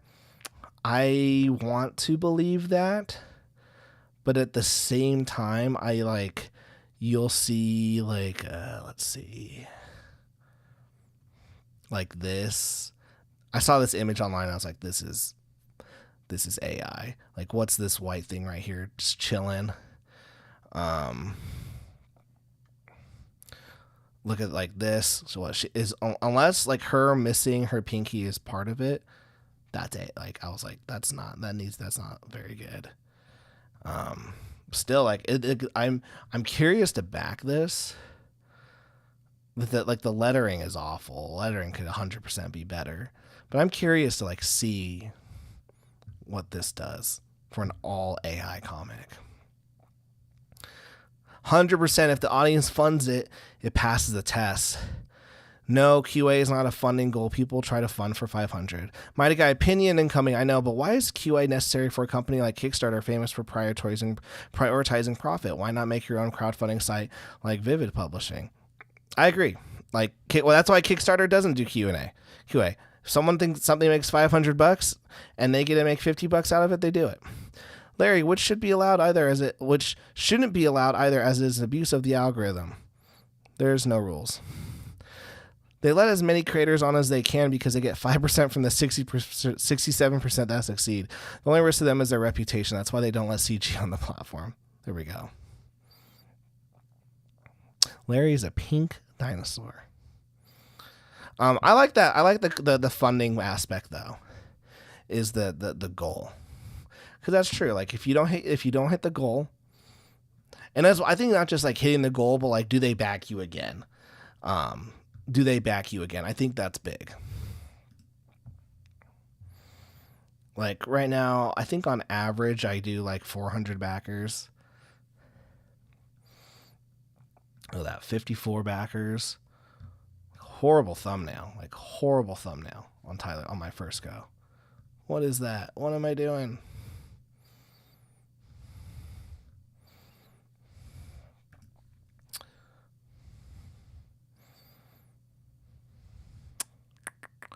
We've come a long way.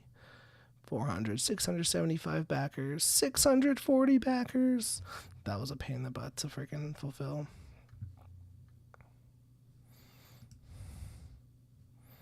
That's the problem, Tyler. There are no rules. Who cares, dude? Who cares? No rules. There are rules. You just don't like the rules.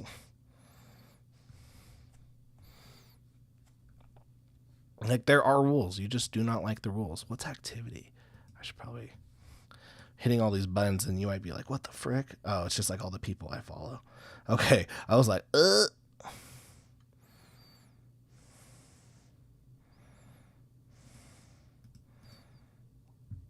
I have my Gumroad on here still? No wonder I'm still getting people going over there. I'm like, what the heck? Settings? Is that still, like, active? We're really old. It's a really, really, really old Gumroad. I don't even know. Like, never buy anything from here, guys. I don't even know if I can get the money out. This is cool, though. So, like, this Hero Saves Lives, a 24-hour comic book challenge. That was fun. And then, okay, so we made this in 2019. It was called One Strange Year 2020, and then the pandemic hit, and it's like, dang, that was a great name for a freaking anthology comic. That was fun. Did it with some like of the Draw and Talk Discord people. That was fun.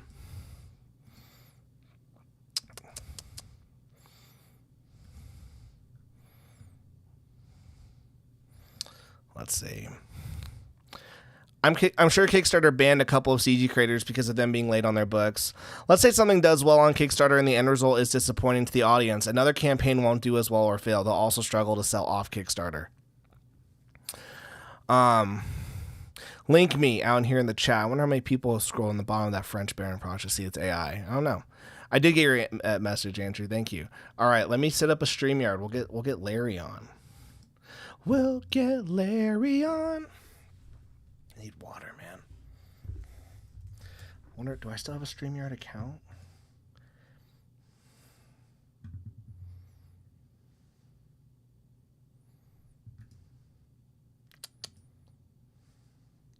Continue. Close.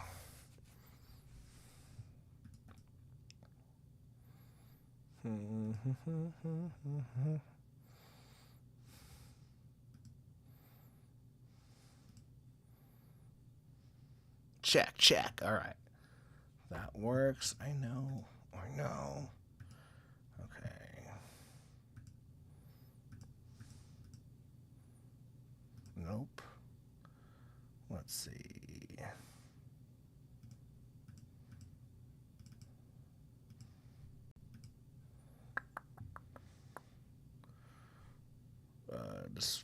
Window capture. StreamYard. Okay, StreamYard.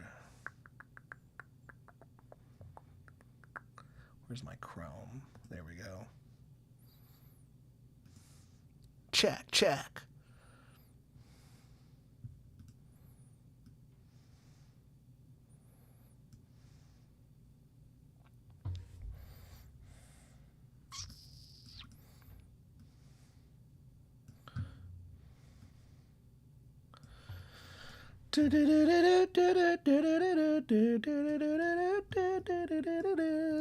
All right.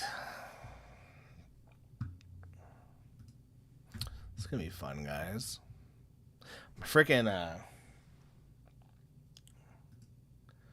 all right. We're going into overtime with the stream. We absolutely are. This was not planned, but we're definitely going overtime.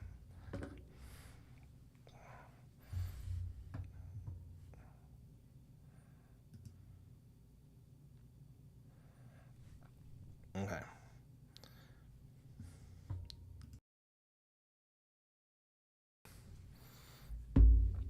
All right, let's see.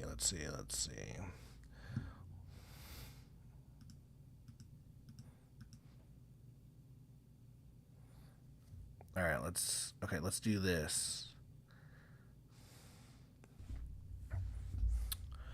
Put on some music.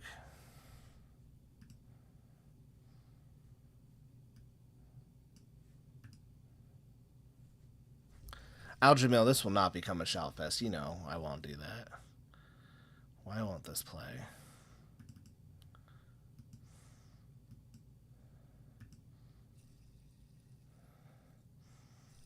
Hey, see you, Jordan.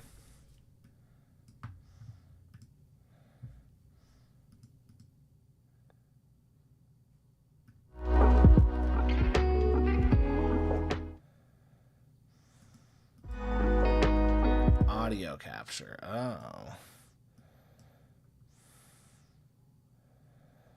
Audio capture.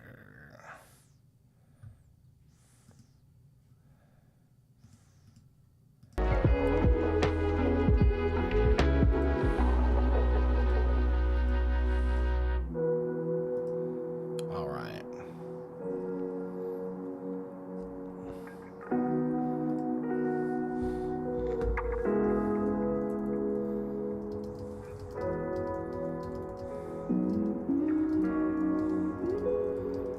Alright guys, I'll be right back. I'm gonna run and go pee. And then we're gonna talk to Larry. Be right back.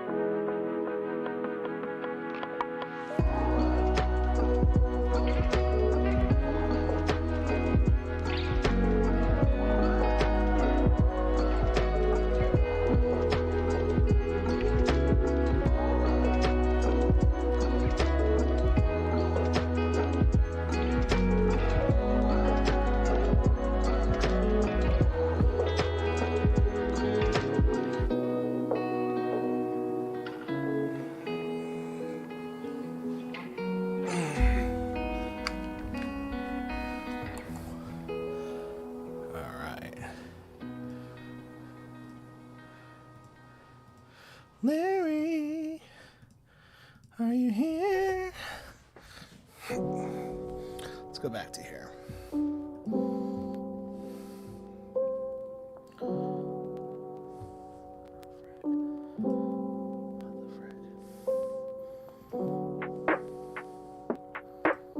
Weird.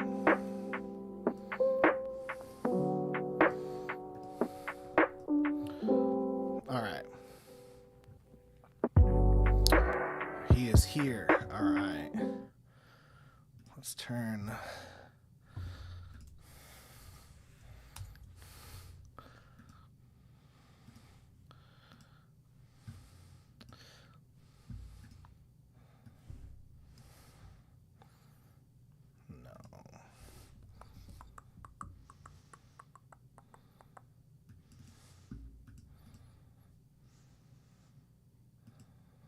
There we go. There we go.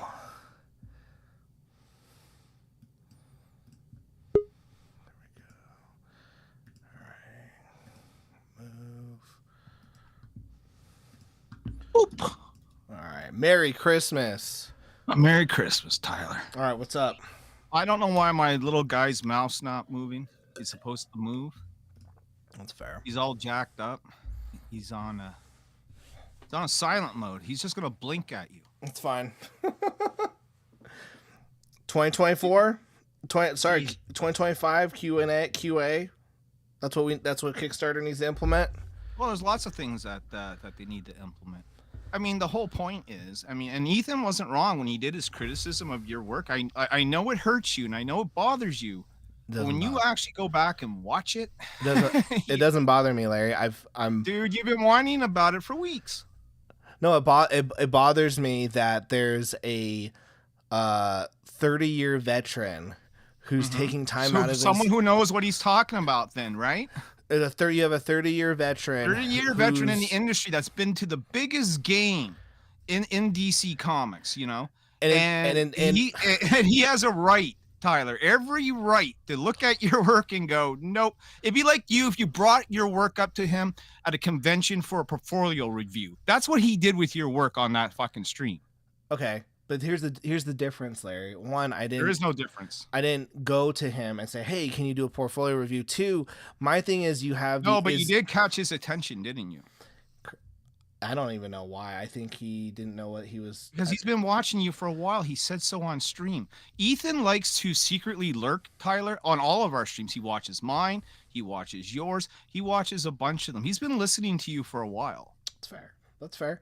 My thing is you have a 30-year veteran going in and telling indie creators, people who are clearly like growing or doing their own thing, like, hey, get out of my space, get out of this scene. It's not very encouraging, I think. And it's like, yeah, of course my art is. It's not meant to be encouraging. Blood honesty is never meant to be encouraging. It's meant to be direct. Sometimes it's a punch to the gut. To say, hey, you don't belong. Hey, you're not good enough. That's right. So for what though? For what? Because that's their opinion as a professional, as a 30-year veteran. They're looking at your work and they're judging. Not good enough for what? To be on their level, to be even close to their level. Not trying to be on anyone's, and that's the thing. It's like not trying to be on their level, just trying to be. Everyone is trying to become a pro, Tyler. I'm not trying to be a pro. Not trying to. If you're not in this game to be the very best that you can be, then why are you playing? Dude, I'm out here having a good time. I like making comics. I like storytelling. I like drawing. Sure, but you also like to sell them, right? Yeah. So might as well put it. So you're in business. You're in competition. Yeah, and people are buying it, so no problems. The problem is that a lot of people feel that crowdfunding has just too much trash on it, right? Who? I've only heard you and some disgruntled elderly comic pros. See, there's your other problem, right? That was a backhand fucking passive aggressive slap right there. What? That there's an old guard. No, that you're like, oh, these grizzled fucking elderly in their wheelchair pros.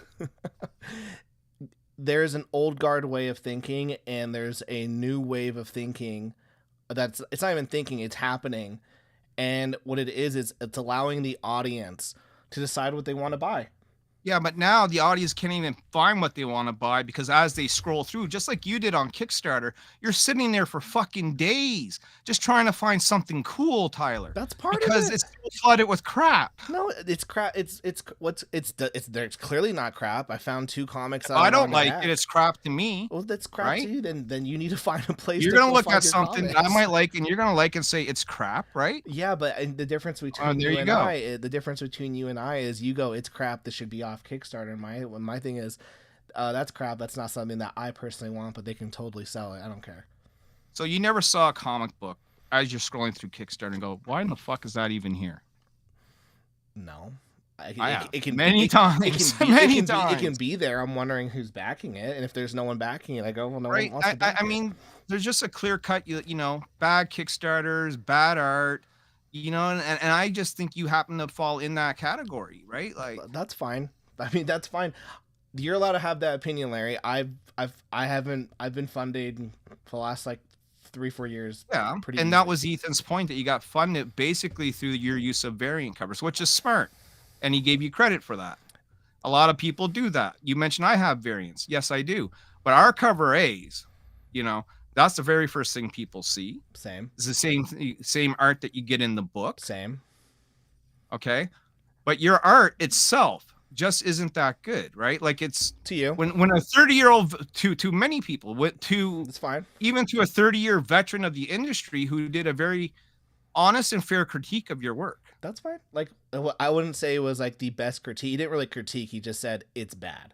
He didn't say what was bad. He didn't say what was bad. He didn't say this is how I'd. Do you really want him to do that? I don't need him to, because I'm not here to impress him.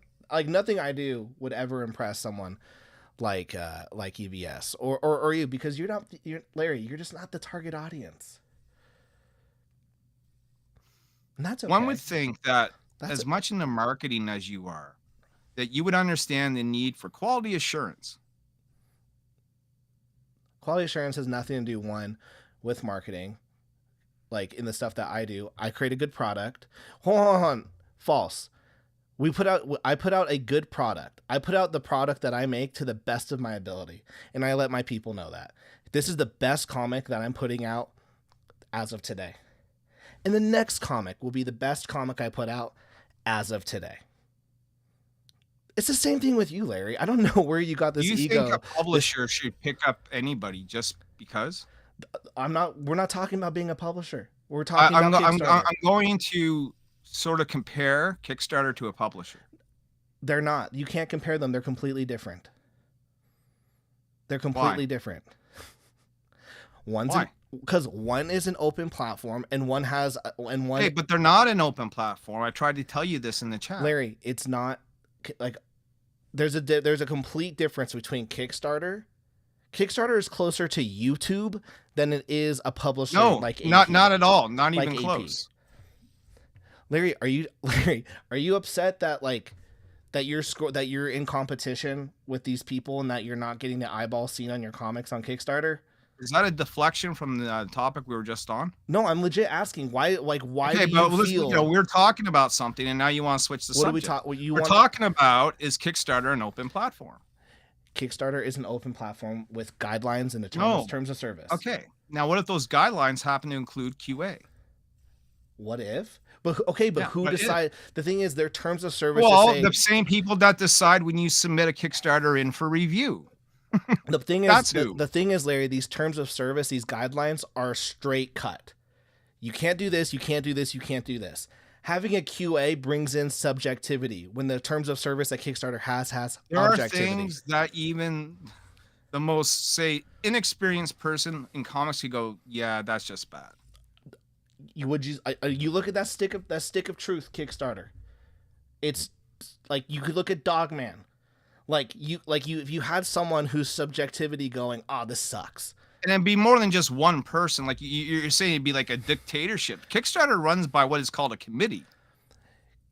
And so they would have what's called the popular vote. But regardless. But regardless, what? You asked a question. Who would decide? And I just gave you the answer. That's fair. But even then, what Kickstarter's done really well is that they've created guidelines that are objective. Boom, boom, boom. You can't do this. Boom, boom, boom. You can do this. And adding the QA thing is subjective and prone to human error. And that's so is everything else in life. What's your point? That's why Kickstarter is such a great platform, is that it's not prone to that subjectivity. My point is that it's hard to find something good now just because there's so much crap. When you scroll through that Kickstarter, even I was amazed by the amount of AI projects that were present there. And like, yeah, this is part of the problem too, right? This is another part where quality assurance needs to come in and clean up some shit. They allow AI on their platform. They've made it known. Yeah, and they shouldn't. That to you though. Well, to a lot of others too, Tyler. Maybe not to you. Maybe you, you like the. Maybe your next book will be AI. Maybe. No, like it's once again, that's the great thing about Kickstarter. It's an open platform. They have guidelines. Yeah, tighter controls. We would see better books, right? Instead of seeing 2,000 books that flood a wall, let's get it down to the best 250.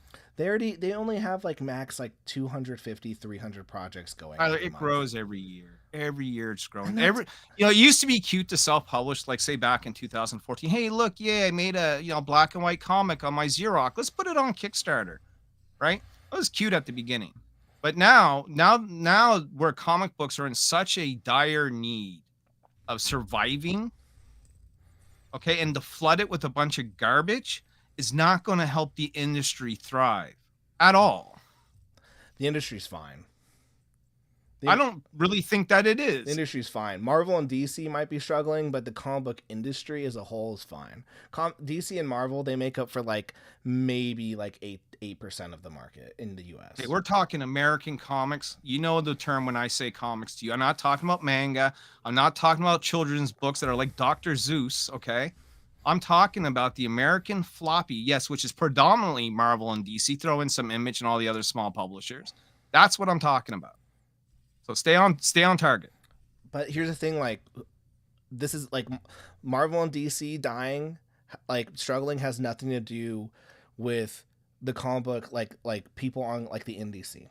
And I know you're gonna say there's like this connection. If they're not reading Marvel, there absolutely is. Not reading Marvel, they're not gonna buy my book. There are a lot of people who there are tons of comic book readers in America, Larry, who don't read Marvel and DC but read comics. A shit ton of comics. Now they're not comics that you consider comics, but once again, Larry, you are a dying breed. You are a dying breed. You are a dying breed of people who believe that comics is a certain. Why am I a dying breed of people? Because you have such this like blinders on. A comic is this, and what is the blinders? Tell me what it is that I see. A comic is a floppy that's sold in a comic book store. Yeah, that's what we're trying to save, Tyler. No one's not trying to. I'm not trying to save it. I don't think anyone in this chat's trying to save that. And that's why me and you have such a problem, because I've been trying to get you to help me save comics, not manga. Larry, how are we saving this? Books. Larry, how are we saving it? How are you and I saving it? By producing our stuff and getting it out there to comic book shops. I'm not. There's a reason why I chose to be published, Tyler. I'm just reading the chat. Yeah, I'm not even looking at your chat. It's fair. But all in all, like regardless of like the floppy thing, we're talking about like I'm talking about the whole Kickstarter thing. Like that's okay. You know, if you think that there's a ton of trash books, if you think my book is one of those trash books, I do, which is totally fine. You can totally. And I hate to say it to you because I've known you for a long time, but Tyler, I never ever lied to you. I've always told you your art was your weakest point. But that is my weak point. It's like that. Why do you think I only just now? I've been making comics for 8 years. I only had the courage to put the girl with the mega fist out because I thought, okay, now I feel like maybe you should wait till you're better before, you know. I'm fine. I think me putting myself out there, people are like, oh, this is cool, and when they see the improvement, it gets people hyped. It gets me hyped, and like people like to see the growth in every book, and I appreciate that. It's the journey. It's documenting yourself publicly. People seeing you level up slowly. I've been leveling up. Level 2. Maybe level 1. Maybe level 1 these days. But yeah, I think. I mean, yeah, the whole like I don't know, Larry. The whole being called a fraud, that was ridiculous. Well, I mean, you're not drawing everything in your book, are you? I mean, are you drawing those backgrounds? Are you putting in the buildings, the weapons, the cars, or are you kind of going the Eric July route? Well, it depends on the book. If it's like, yeah, if it's, so there you go. It depends on the book. So like, so at least a little bit of a mission, right? No. Look at me, chat. I'm looking at you. I use 3D assets, 100%. So that's kind of being a fraud. No, it's not. I've never shied away from saying that I've used 3D assets. It's just a fraud in art, though, right? No, like it's not, people because aren't gonna read. They're buying the book on the premise that this guy Tyler Carpenter drew the whole thing. Oh shit! All right, we good. My stream rate almost went down. No, Larry, like it's very common in manga and in manhwa webtoons. Yeah, but we're talking comics. To use 3D assets. It's very common, by the way. It's very common. You're not making manga. You're producing floppies. It's very common in DC and Marvel comics to use 3D assets as well, too. Very common. Next thing you're going to tell me it's common for them to go to AI. I'm not saying that's common to AI, but what I'm saying is 3D assets are used in all forms of comics. And it's a personal decision at that point if you want to use them or not. But people use them. So many people use them. Greg, you don't think that's taking lazy shortcuts? Do what you got to do to get a monthly book out. See, yeah, that's why I call you a fraud. It's a lazy shortcut. It's not a lazy shortcut, Larry. Absolutely, Larry, you're not an artist, so I've drawn, Tyler. I suck at it, but I've drawn. You're not putting out. Look, can you imagine having to put out a monthly Spider-Man? At least book? I know I suck, though. You know what I mean? Well, I never said I don't suck. I say I'm constantly improving, and I am. So. It goes back to the EVS when he showed that cover, and then it's like I said to you, it's like getting an Alex Ross cover, and you open it up, and it's completely not. Yeah, except you're acting like I didn't advertise. You're acting like I don't advertise the interior art though. Like you're showing maybe 1 or 2 pages, maybe half a panel here and there. It's 10 pages. There, I showed like 10 pages, Larry. I saw you flip through the Kickstarter, Tyler. I didn't see 10 pages. I got it up right here. 1, 2, 3, 4, 5, 6, 7, 7.5, 8, 9. Yeah, I've got 9 full pages and like 2 random panels. That's enough. People know what they're getting into. I don't know. Larry, I have a question. Why do you care so much about like what I'm doing, or like that's my thing as well. Is like why do you care? Why is it? Because we've been friends for years. I've been trying to like steer you on a different path for a long time, and you keep resisting me at every turn. You keep calling me the old guard. You keep referring to me as an 8-track tape. You refuse to go by the old adjective. If it's not broken, don't try and fix it. Just every idea I've ever proposed to you, you have gone through and shot down as being archaic. Or I just don't want to do it, or it's just not something I believe in. Or so you wonder why we're at odds, because our philosophies are so 100%. Larry, I'm not at odds. That when I hear you spout off, I can't help but not come out and be the counter to what you're saying, to protect what it is that we have and try and save what it is that we love. How are you doing saving the things that you love? By putting my best work out into the comic book shops and offering an alternative to Marvel and DC. How are you doing it? I don't have that mission, so I'm just putting out comics. Great. Like this is why we're at odds. But you're at odds. I feel like you're counterintuitive to my mission. So I'm a counter. So that means like what? I'm an enemy to your mission.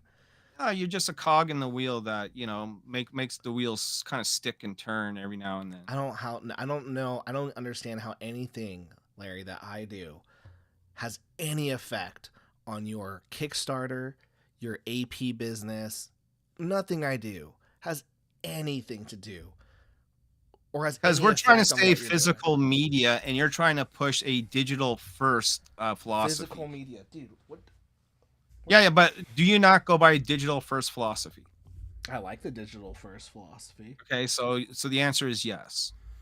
I like the digital first. We think that's too dangerous. Who's we? Well, people that make physical products, that rely on physical products for sale, because when you start, I don't have a list. Who's this we? You want me to get a list? No, Larry, like No one, like, you're acting like you're fighting like this battle that's not happening. You're acting like I just come up with all these thoughts on my own, that we don't have backroom talks with other people. Larry, nothing I say or do has any effect on your business. Trust me. I'm a tiny. I'm so tiny. I mean, what if you're just like another, bad fucking comic that's, on the list that I have to scroll through all the other bad comics to find the one gem? I mean, that sucks for you. I mean, you have to scroll through like. I mean, like it's going to, like I said, it's like going to the DVD bin at Walmart, right? And you're looking for maybe 1 or 2 movies that you want to get on the cheap that you might want to buy. And then you have to dig through mounds and mounds of trash just to find the one cool thing. Except that your comic is also in that bin, the $5 shit bin. Right, but if it wasn't so crowded with all the trash, if your book is in that bin, then finding that one gem would be a lot easier, wouldn't it? If your DVD's in that $5 bin, it's also part of the trash because it's not on the shelf at the Walmart. No, everything is equal in that bin. That's what you don't get because it's an open platform, right? As you said. It's fair. Well, I'm sorry that you're gonna have to scroll through probably like 5 or 6 projects of mine next year on the platform. You're just an added problem. It's not just you. It's fair. That's fine. I'm just the one that you can tweet about all day. Well, you just happen to be the one that likes to take shots at me whenever you can. So I only take shots at you, Larry, if you tweet at me. No, you always think I'm drawing first blood, bro. It's always you. You literally. Okay, sounds good. Look at this. What a respectful conversation. You have any other topics we should hit on? $4.99 super chat. Larry, stay in your own lane and stop telling other people what to do. Focus on your stuff and stop being a comic Karen. I made $5 comic off of Karen.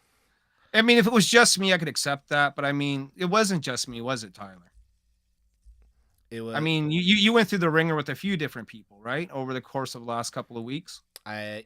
You, Liam Gray, and Shane. Liam Gray went after you. I didn't even know that one. Oh, Mike, let's do it up, Mike. Shane Davis and Shane Davis too. Wow. Okay, so the list is even bigger than I thought. Coffee Comics. You know what I mean? Comics. But I mean, here's the thing. It's like what? 2 disgruntled comic book pros. There's the backhanded, slap, ladies and gentlemen. I'll call them out every time he does them. Disgruntled. Yeah, disgruntled. They are disgruntled. They're very upset. You think they're disgruntled. That's your arrogance and your smugness showing. Disgruntled comic book pros. You have Liam Gray, who just needs to be in an... Who's what? What's Liam Gray? An insane asylum. You think Liam Gray needs to be in an insane asylum? Yeah, dude. That's based on your psychological doctrine, right? I just like all the so another backhand slap there, people, right there. Go, keep going. Coffee Comics. I mean, Coffee said what he said. Oh, well, I don't want any coffee to make another video on me. Coffee Comics said what he said. I mean, everyone watched that video. It was a complete nothing burger. Everyone thought like, oh, he's quitting comics. Like, not quitting. No one thought you were quitting comics. See, that's the thing that you have wrong. Do a whole video saying he's quitting comics. No, EVS watched your video. I watched it. He went through the whole thing at a point where people were really bored of watching it because he took too long. I don't know why he. That's the thing. It's like it wasn't good content to like EFAP. It's like that was a very boring video. That's his fault for boring his audience. Yeah, like it was a complete nothing burger. He just wanted to do a day where he wasn't covering Eric July. I mean that.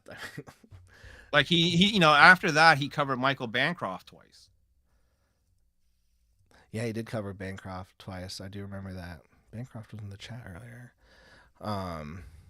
Niobe is a baddie. I'm a bad Coffee's man. A clown. EVS can't finish his comics. And this chat's interesting.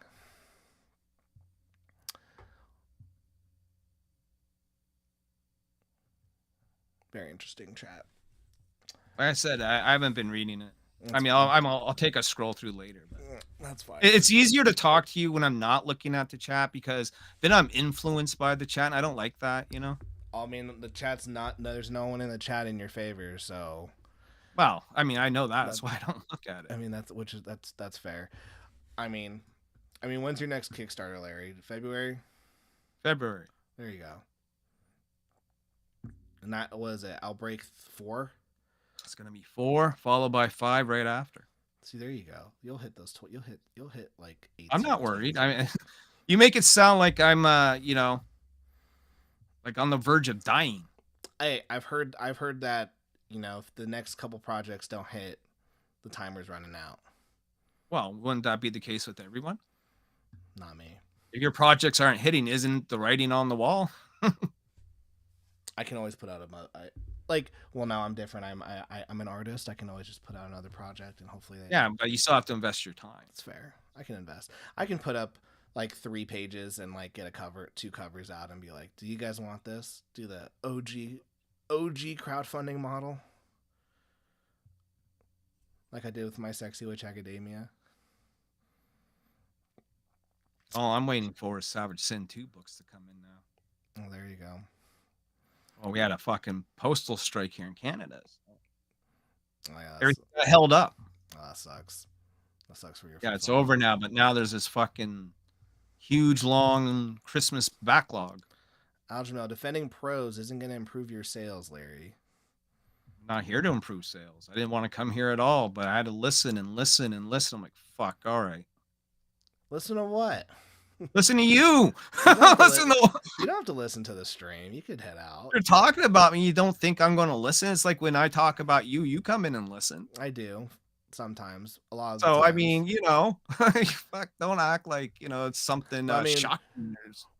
I'm not saying this is Larry. We're just saying, hey, Larry thinks that there should be Q&A and that Tyler's a fraud or something. Tyler's not a fraud. Those are crazy terms. You mean terms I use to troll you just to get you going? Yeah, like the way you do with me when you bait me. Yeah, it's all fair and love and war. What about tourist? Well, I mean, you are kind of a tourist to me in the sense that I don't think you've read as many comics. I got 18 long boxes of comics, Tyler. I've been doing this since I was 6 years old, right? Yeah, dude, because you're older than me. You're like, what? You're 20 years older than me. Of course you've read more comics than me. So in my opinion, you're a tourist to me because you haven't read and collected and seen as much as I have. See, I have just like I would be a tourist to Splash Page Comics who has like every fucking Marvel comic book in his No. See, that's the problem is I honestly think that we have this generation of comic fans who are like, it has to be this way. You had to have done this. And it's these like, and I will say it again, like elderly comic book fans. Elderly comic book fans who are like, who had to get bullied. Like it wasn't in the zeitgeist. And so now you have these younger people coming in and they're like, oh, they don't know as much as me. They haven't read as much as me. It's like, of course they don't. You have 20 years over these people, but then you call them like tourists and shit. It's like, of course. And you call them elderly and shit. You're older than me. I of course I haven't read as many comics. No, you don't use the term elderly. You know, when you're like in a positive light. I was there when Image started. It's like I was 4. Of course you were there. You were older than me. Like that's not a badge of honor. It doesn't make you like walking with gray hair and a fucking cane like the image that you would like to portray. You have older fans who will say to younger fans who are trying to get it, it's like, yo, how about instead of like calling them tourists or be like, you just don't know, it's like, hey, how about you welcome them in? How about these 30-year pros go, hey, like this is what we should do to get more creatives into making indie comics instead of you have these guys going, nah, this guy sucks, he's not at my level. Well, Tyler, you got to earn your way in just like everything else. No wonder. Well, it's like no. It's not just given to you on a fucking plate, dude. Have I taken anything? Like, have I not? You have to earn your way in anything. Okay, just like you have to earn promotions at a job, you have to work your way up the ladder. It's the same thing in every job in every industry. How does one become a comic book professional? It's just, that depends on what when you are published and put into the shops.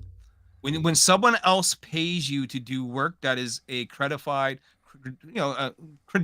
good publisher, then you can start calling yourself a Did you say credentially because you don't count Band of Bards? Because I was on comic book shops. I was in comic book shops. Yeah. So, I mean, I'm a professional. Are they still in business? Yeah. Then yeah, I give it to you. I'm a professional. Yeah, professional like I fucking can't. What? Well, I let myself go. I've published, but I was. No, you didn't. They fired you. They fired. No, they fired the whole team. And they still fired you. They fired the whole team. So are you on that team? And then I saved the team. I have the phone call. I recorded it. Andrew rolling for another $5. Larry could be using this time to work on his own better comics, but instead he's here being an internet Karen. So F off, put up or shut up. My book is written and being drawn as we speak. I mean, as a writer, I don't need to spend hours over the drawing board. It takes me a couple of weeks at most to write a fucking script. So I got plenty of free time. Mighty Guy, no nerd is worse than one that gatekeeps, Larry. You are both the same. You like a silly hobby. You're not better than everybody else. Remains to be seen. There we go. I hope the Ethans of this world do age out, though, sooner rather than later. Good luck with that. It's just a different world now. I think a bunch of creators are scared about what's going to happen. They don't know, and they're scared of what they're going to do. Well, Tyler, how can an LCS survive if everything went digital? I'm talking about creators, not comic book store shop. Well, creators need comic book stores to sell their product. Not all creators. Well, in the business that I am in, we certainly do. I mean, but like, and we don't want to see that go away, right? You don't. There's old way of thinking. I've met old people that still adapt for sure. There's still people that adapt. I did go to a comic book shop today. I went to a comic book shop today in the mall. And what'd you buy? I bought like a Lego thing called Naruto Lego thing. You went to a comic book shop to buy a Lego thing. Yeah, I looked through the graphic novel section. There wasn't anything that I wanted. There hasn't. Yeah, none of the creators I like in comics lately have made anything I want to buy. But I haven't been there in a while. I should probably check my pull list. I went to a different comic book shop today. I gotta check my pull list. I don't know if there's anything on there anymore. I took most of the stuff off. Let's see. The LCS needs to evolve. That's on them, not the comics. No, it's on the comics. Look, when comic books do well, you hear about it. When The Last Ronin came out, smashing success. Energon Universe, smashing success. What else has come out recently that's been really, really hit? Witchblade, the new Witchblade, that was great for them. When something does well, you hear about Absolute Batman, right? The most recent example. We need comic books to be like that. We need comic books that are getting people talking. We need comic books that get people excited. And for the longest time, we didn't have that. It's starting to change now, right? Slowly but surely. And please stop calling me Shirley. It is starting to change. The company, now, ever since the election, I think you're going to see a big sort of change in your entertainment. Not only in comics, but in movies and television. I think people are tired of being pandered to, being preached to. And while some of that is still in comics today, and probably will be for the next little while, I think slowly you'll see it be phased out. So when comic books do well, comic book shops do well. It's an absolute correlation. I mean, and on top of that, yes, comic books shops do have to adapt. That's why many of them sell Magic cards and Funko Pops and Warhammer 40K and Pokemon and you name it. They probably have it. Lego, for instance. To have to depend on the local comic book shop for sales is detrimental. Creativity has thrived since creators have been able to crowdfund instead of relying solely on the LCS. Who said depend? No one said depend. If I depended on them, I wouldn't be with Kickstarter. I wouldn't have an eBay store. I wouldn't have a Shopify store. If I just solely depended on that. No, it's another asset to be used to gather more exposure. And it primarily is one of the main assets because normally when people buy comic books, they go to the comic book shop. You talk to about 80% of the people that go to a comic book shop right now, they still don't know what Kickstarter is, man. It's true. Sure. I mean, but like that's why there's so many people who are like getting into digital though. Like a lot of people are like a lot of the younger generation, mine and younger, are starting to read comics digitally. Like I didn't buy Absolute Batman physical. I bought the Kindle version. I see, but by not doing that, you're hurting the industry. No, I bought the Kindle version. I understand. I sold it. I understand. But you didn't get it at a comic book shop, which doesn't help keep that business going, which doesn't help keep Diamond going, which doesn't help keep DC going or whoever they're dealing with. I know DC is different now. Okay, there's a whole domino industry that's not just from publisher to shop. There's all these middle people that have to profit in the middle. Therefore, the creator then gets scraps, whereas cut the fat, and now the creator and the publisher can actually make more money. That's just on that level. Now we go into conventions, right? Which is another big part of our business. If we don't have physical comic books to sell at conventions, it's gonna be kind of rough, right? When you bring your digital fucking copy of X-Men #1 up to let's say Stan Lee's gone, but let's say Chris Claremont, you bring him one of his classic X-Men books to sign digitally. That's a little rough, right? You know what I mean? So what you do with the digital comics is eventually, Larry, these digital comics turn into physical comics. No, and then that is your belief, and I know you ran by that belief for the longest time. And in some cases, yes, but I think when people get digital comics, they're happy with just that.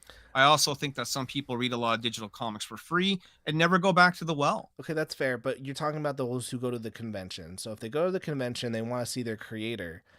I'm sure that they will either buy the physical book so they can get it signed, or maybe instead they'll buy some merch from the creator. Maybe they'll get a standee, a poster, some artwork, or they just hang out with the creator and be like, hey, they don't get anything signed. But creators make money by selling physical books. They make money off of selling off of digital books too. No, but I'm talking at conventions by having books on the table. Yeah, why can't they have a physical book? Well, they will, but I think less people would buy it if they already have the digital. Maybe. I mean, you have stuff like, but once again, it's like music, right? Like if you have on your phone your favorite band, whatever that may be, I know Tyler's probably listening to U2, right? Maybe Hall & Oates or something, Elton John, whatever it is, you already have this stuff on your phone. Yeah. It's not like you're going to stop at the record store and buy the CD. No. You know what I mean? No, I don't think anyone. I doubt there's I know there's some people who buy the CDs still, but you're right. The industry's completely changed. So why do you think comics would be any different? That's the thing. The industry's changing to where you just have. And we're trying to stop the change. Change is inevitable. No, it's not. Change is inevitable. You have children who are reading their comics on their phone. That the model works, right? With the titles that I've listed and many others, that when they sell well, people will go in and buy them, Tyler. There's nothing wrong with the industry other than having bad, and this goes back to my original argument. The problem with the industry is bad comic books. When the comic books are good, when you build it, they will come. I think it's all a Band-Aid. I think it's all a Band-Aid. I think that you have enough people who are still around who will go buy a floppy comic, and when they hear that something is good, they'll go back. But it's just going to be dwindling because once again, I hear about it will be growing if we start putting out better books. I hear about Absolute Batman. I didn't rush to my LCS. I just got it on my phone and read it. Yeah, well, 500,000 people went and bought first copy. I think what it was. They've now gone into how many fucking reprints? Correct. But I'm saying give that another 5 years. You have another hit, but the numbers lower. You have another. Oh, the idea is to get hit after hit after hit now, right? It's not just let's rely on one hit once a year here. I just think you can keep doing. You can keep. We can have hit after. You can keep having hits, Larry, but it doesn't mean that the hits are going to drive people to the physical sales. If the stories are good, they're not full of left-wing politics. They will absolutely sell. They'll sell well. People will come back. Well, people will get into it. The people will come back. The people will come back. Those are people who are used to who know about going to a comic book store. Dude, all like the people that I hire who are all younger than me have no idea what a comic book store is. Well, that's very sad because I see lots of young people go to the comic book store. And you know why they go? Maybe they want comics, but a lot of time they're going to pick up Pokemon cards and whatnot. But at least they're still in the store, right? So now that they're in the store, they get to see everything else that's in the store. And then they see something that they like. Marvel Rivals is going to be a great example of this because now we got younger people playing the game who are seeing these characters, right, Tyler, for the very first time. No one knew who Jeff the fucking Landshark was fucking last year, but they all know now. And so when next time that kid goes in to buy his Pokemon cards and sees Jeff the Landshark on a comic book, he just may want to buy that. The other great thing that's been happening, and this goes back to another argument you and I have been having about the spinner rack, okay? So what we see now is the Dollar Tree now bringing in DC Comics for $1.25 in poly bags. And those things are doing gangster, okay? They're doing really, really well. People are having a hard time finding them now. And that's in part due to speculators going in and buying them up, but it's also in part to being the prices right and being available where people go to outside of the comic book shop, which is what we've been talking about for eons now. It may not be Ben Dunn's version of the spinner rack and the 7-Eleven, but it's pretty much damn the same thing. That's fantastic, by the way. I heard about that, but also here's the thing. I'm thinking about. I look at it from the creator side. Is that how much money is that creator getting from that dollar bank? I see. That's your problem.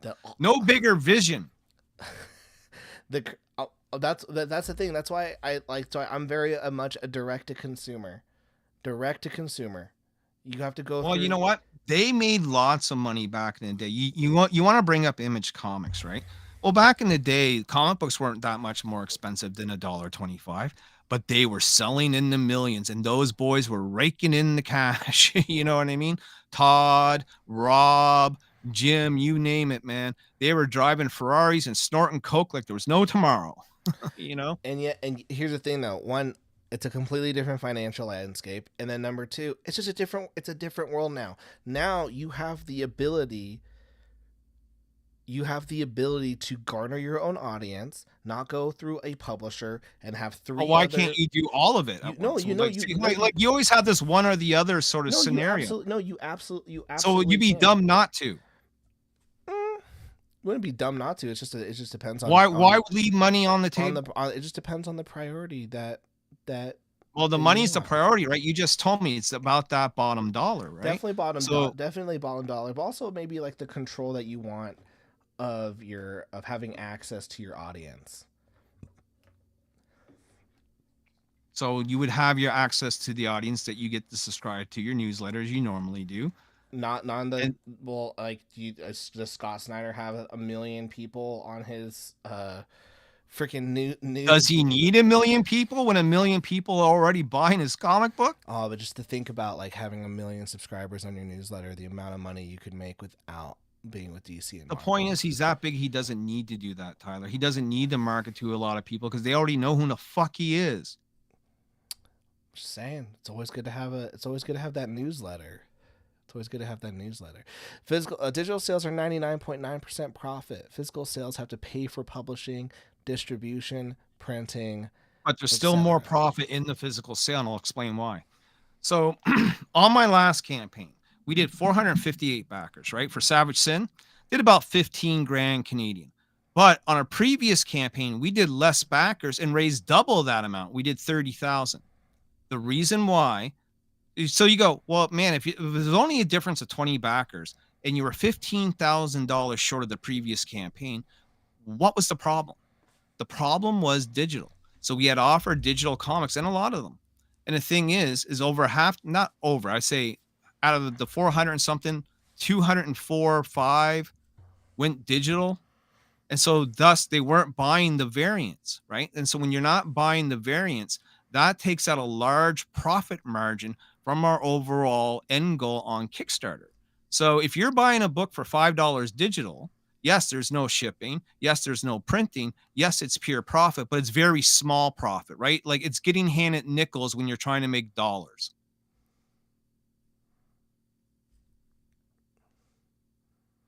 Hope that answers the question. Just gotta build that audience, man, or build, or you gotta get out of that figure out how to build that non crowdfunding audience.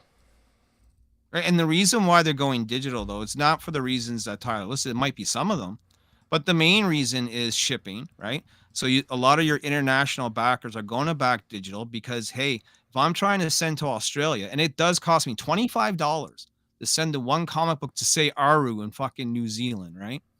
Aru's not going to pay that. If he just wants to read the work and check it out, fuck it, $5, right? So that's one thing. The other thing is just people who just are going to throw you $5 to throw you $5, so you'll get a lot of those, right? Yeah. Maybe I don't want to spend $40 today, but I'll give them $5. Fuck it. You know what I mean? But you can't get rid of digital. I mean, you do need some of that money, but when that starts becoming over half your money, then we have to start looking at, if digital then is going to be that popular, then we have to start charging more for it.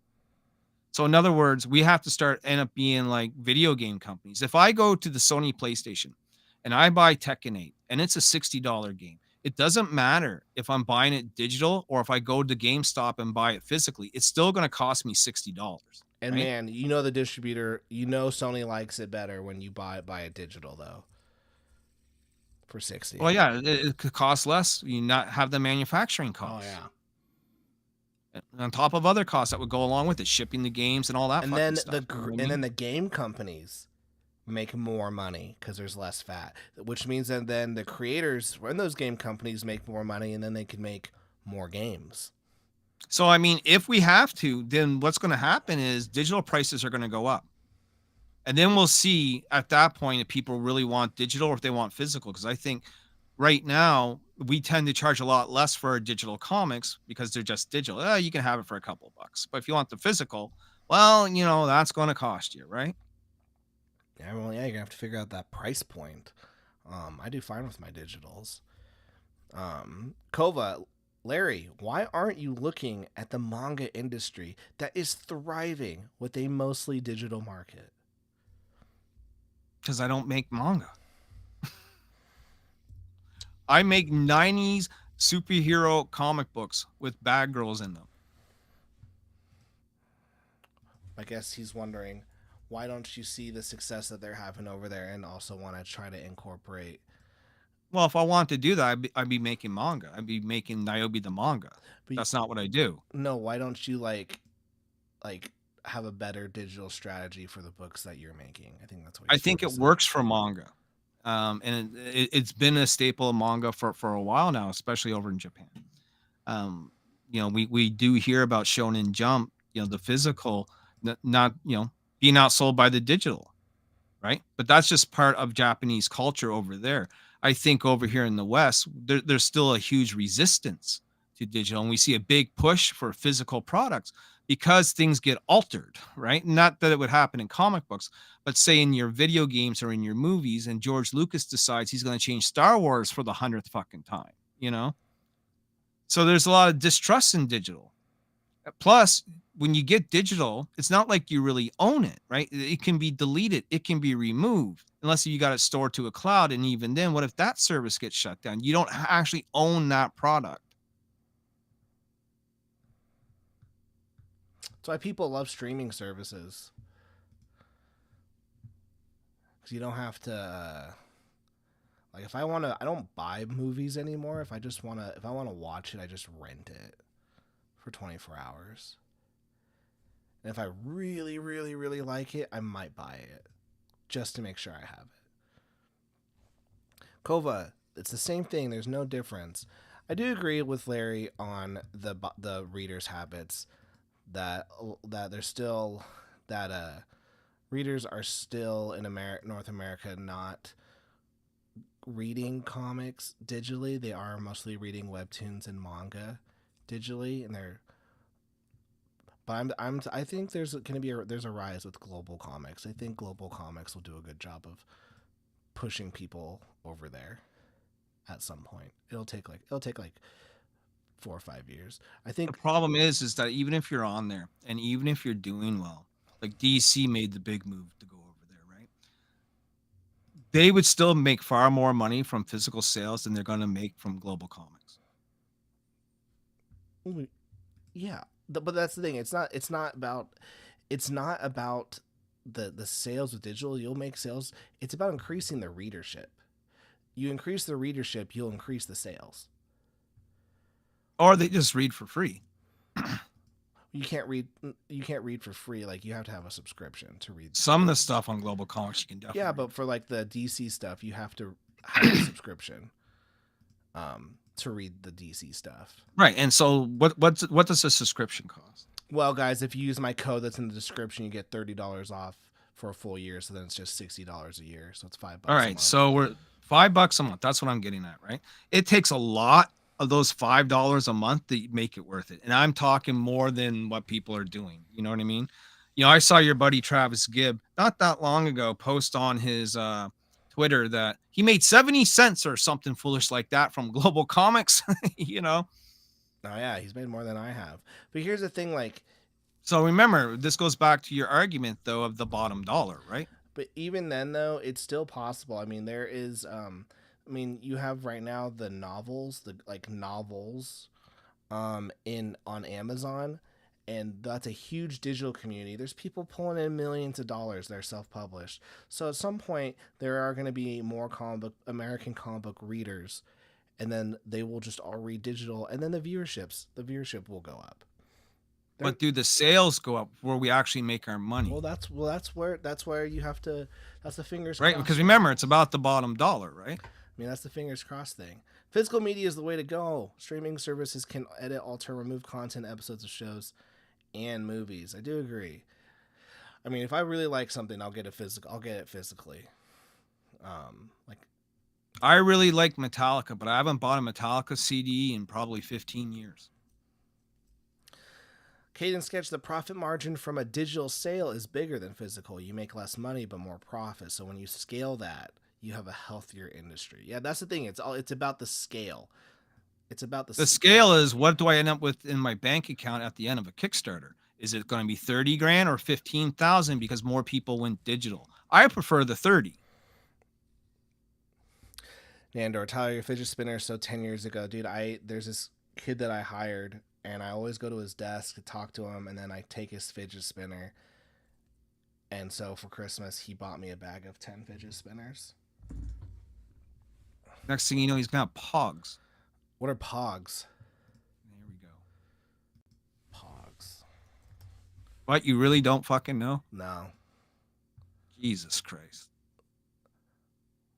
Are they flat and then they bounce up? Yeah. Pogs. I've never seen these before.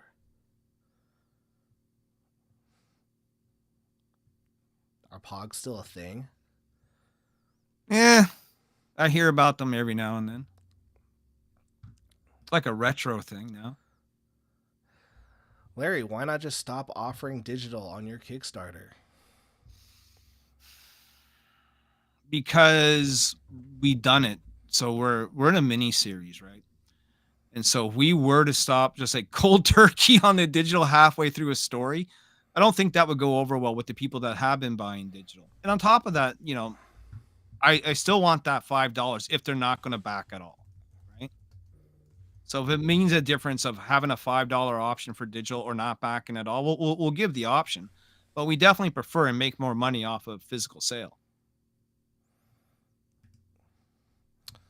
So here's Sakamoto Days is a manga series. It sold 2.8 million copies in circulation, and you can read the whole thing online for free on the Sakamoto Days official website. There is demand for these things. If it's a good story and you do the digital increases the net, and then it gives people want to buy stuff that they believe in. I truly believe that. That's why. But the odds of being a hit that really makes that big of a difference is like the same odds you have of winning the lottery. Right? But that's the thing. That's what the entire entertainment industry. It's all It's all the 1%. So you're baiting on being a hit digitally Well, to make it financially worth it for you. Well, here's the thing though. So like we're talking I'm talking the mainstream. Like I'm talking at our level. At our right? At our level, I don't need to be the 1%. Like you can be like a Pat Shand. Like look at Pat Shand. He's putting out like what 4 or 5 Kickstarters a month. He does really well, but he's not in like Diamond. Yeah, well, actually, he is. Actually, he is through Zenoscope. No, yeah, Zenoscope. He comes with a name in the industry. But I guess, being in Zenoscope, and for as long as he's been with them, is sort of his claim to fame. All right, let's look at someone like Chris Moses, though. Chris Moses puts out like 5 or 6 Kickstarters this year. They each do anywhere from like 10 to 40 grand. Yeah, like you can make it. Like you can make a good living off of going direct to consumer in the indie market. There are a lot of people that are doing it. But I'm sure that he's getting a lot of physical sales. You know, I'm sure that, you know, digital isn't overtaking his sales there. You know what I mean? But what I'm saying, and we're talking about, you know, you're kind of circling around when we were talking about trying to make a go at this with the digital first model. And I'm trying to explain to you why at our level that's not going to work. At our level, correct. At our level, it's definitely you're definitely rolling the dice. I mean, there's still plenty of indies who do it, who have killed it.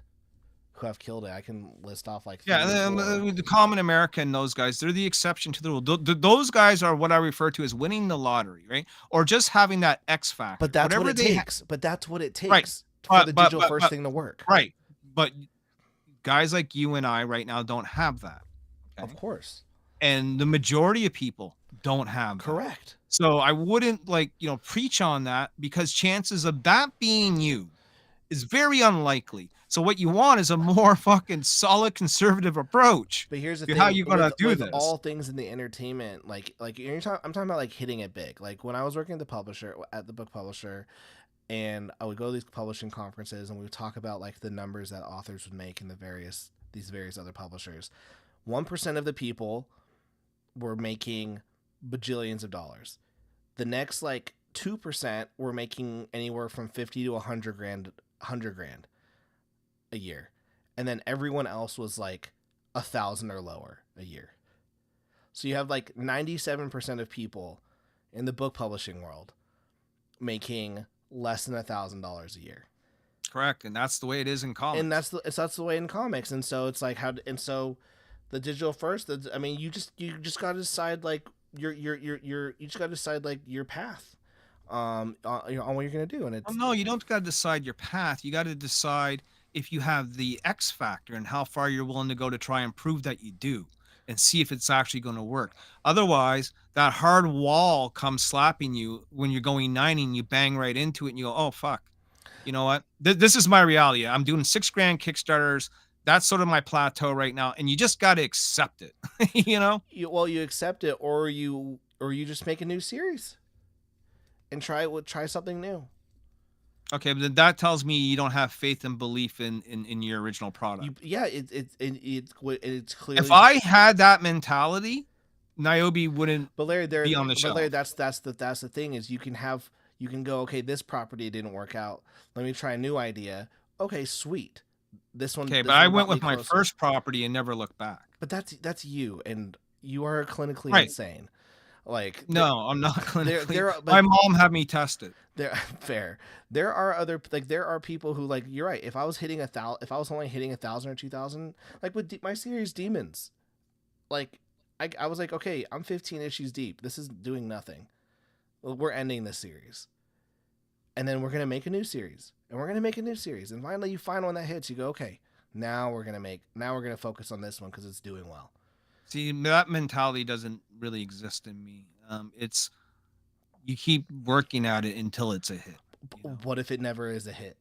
What if that idea is just not a hit? Then it's not a hit. But I mean, I wouldn't give up so easily. You know, I would. It's not giving up. It's not giving up. It's just giving up. It's like, I don't think this is going to be a hit, right? And then you give up. You ever see that meme? It's like the guy. It's a cartoon, right? He's in the mine and he's chipping away and he's chipping away and he's chipping away his whole life. And right at the very end is the treasure, and he's just one chop away from getting that treasure. Then he turns around and says, "Ah, fuck it, I'm never going to get it," and leaves. That's assuming, yeah, but that's nice and all, but that's assuming though that you're that's at the end of it. That comes with having faith and belief in yourself. That is But correct. what if Niobe just doesn't have that? You know, it has it because I have faith and belief in myself, and we've come a long way in 10 years to the point where we're on the shelf and in comic book shops. Okay, That's just the beginning. that's fair. All right. Well, to everyone else who's listening, if your project's not doing good and you feel like you should pivot and pick a better idea, I think you should pick a better idea. I think you just need to try a little harder. Try a little, I mean, or try a little harder. Let's see. Let's see. Sounds like a skill issue to me. IndieCon. We have multiple properties, and putting all of your eggs into one basket is psycho. I didn't say do that. I have a multiple properties too. I have Savage Sin. I said not to give up on the first property just because it's not a hit right away. There's a difference. Here's another question. So if you're going to advocate for the non-digital stuff, shouldn't you lead by example? Yeah, we did. Our last campaign, we actually had no digital. And then what happened, Larry? It didn't fun. You should have had that digital, man. It wouldn't have fun with the digital either. Should have used that backer kit. No, that would have cost us more money. It wouldn't have. It's just that's an easy. It has a fee, Tyler. It has easy. A fee. It's a tiny investment. Look, Tyler, there wasn't enough interest in that book from the get-go for those covers. It just wasn't there. It wouldn't matter what scheme, scam, posy fucking thing you threw at it. It wasn't going to happen. But see, that is knowing, you know, when something isn't working. It's fair. It's fair. Let's see. Chad, do you guys have any questions for Larry before we end this stream? Because it's way past my bedtime.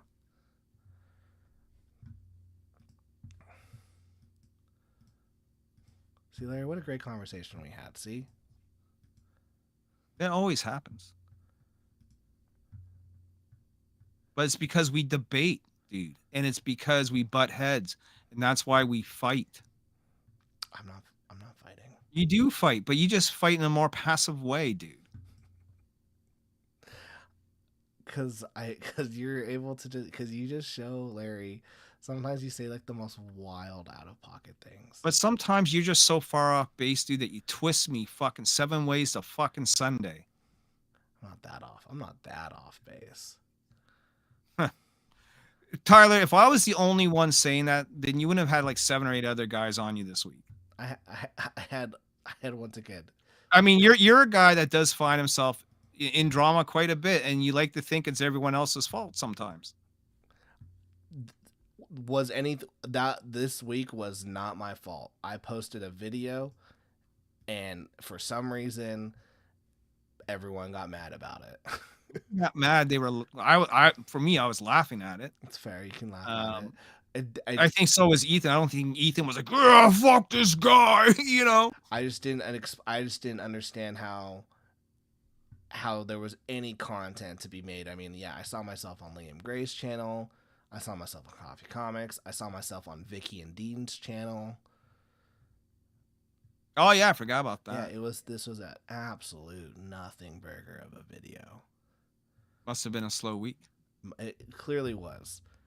I mean, I appreciate everyone that watched it. The video is almost at 5K views. I mean, if you watch my review, but I actually gave you a lot of credit. I thought Aru had the best. Because they were saying you weren't a creator. I'm like, no. He's absolutely a creator. I mean, you make something, you're a creator.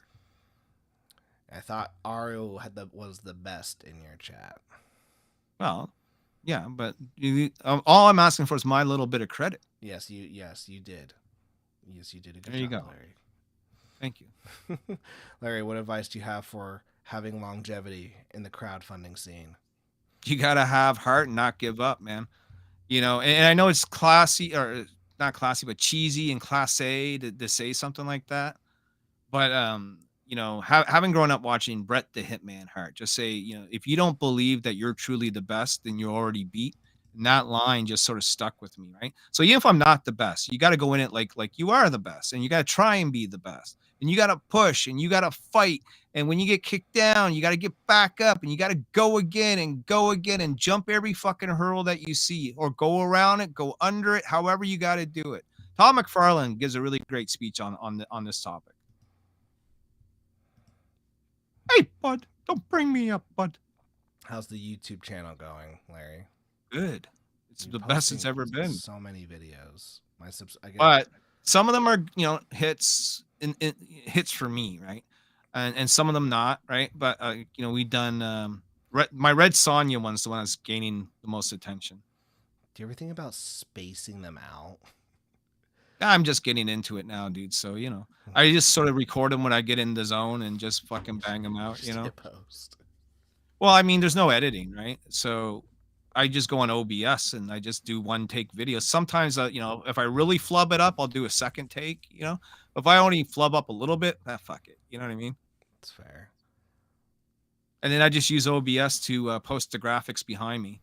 And if I want to add anything in, like someone may do with CapCut, you don't need to use CapCut. You can do that in OBS as long as you click the right thing at the right time. Yeah. It can be done. Yeah, with those. So,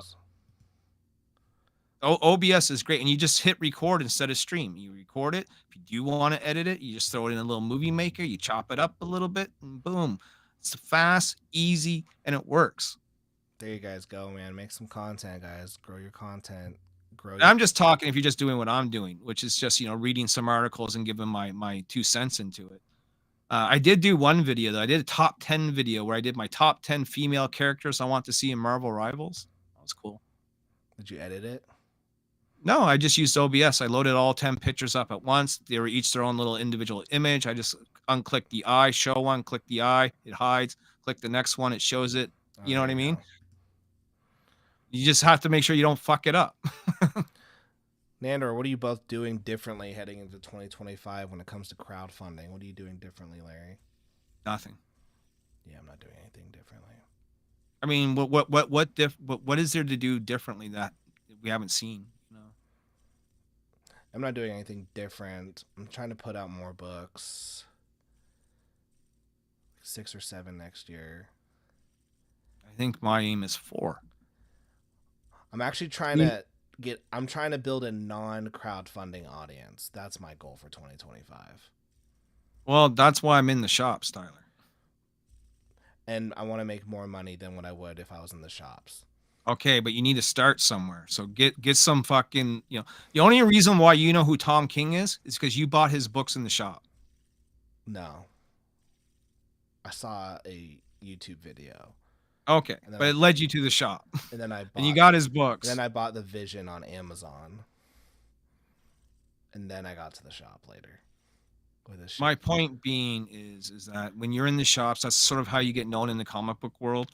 Okay, if your book does well, you start getting listed on top 10 lists. Like, say back in the day of Wizard Magazine, if they were covering you, that was cool. And they did cover a lot of small press indie stuff. That doesn't exist nowadays. Now we'll fast forward to Tyler's days. Now you're covered on YouTube shows like Beyond Wednesdays when they do their top 10 list, I'm trying to build a different audience than one that goes to the comic book store.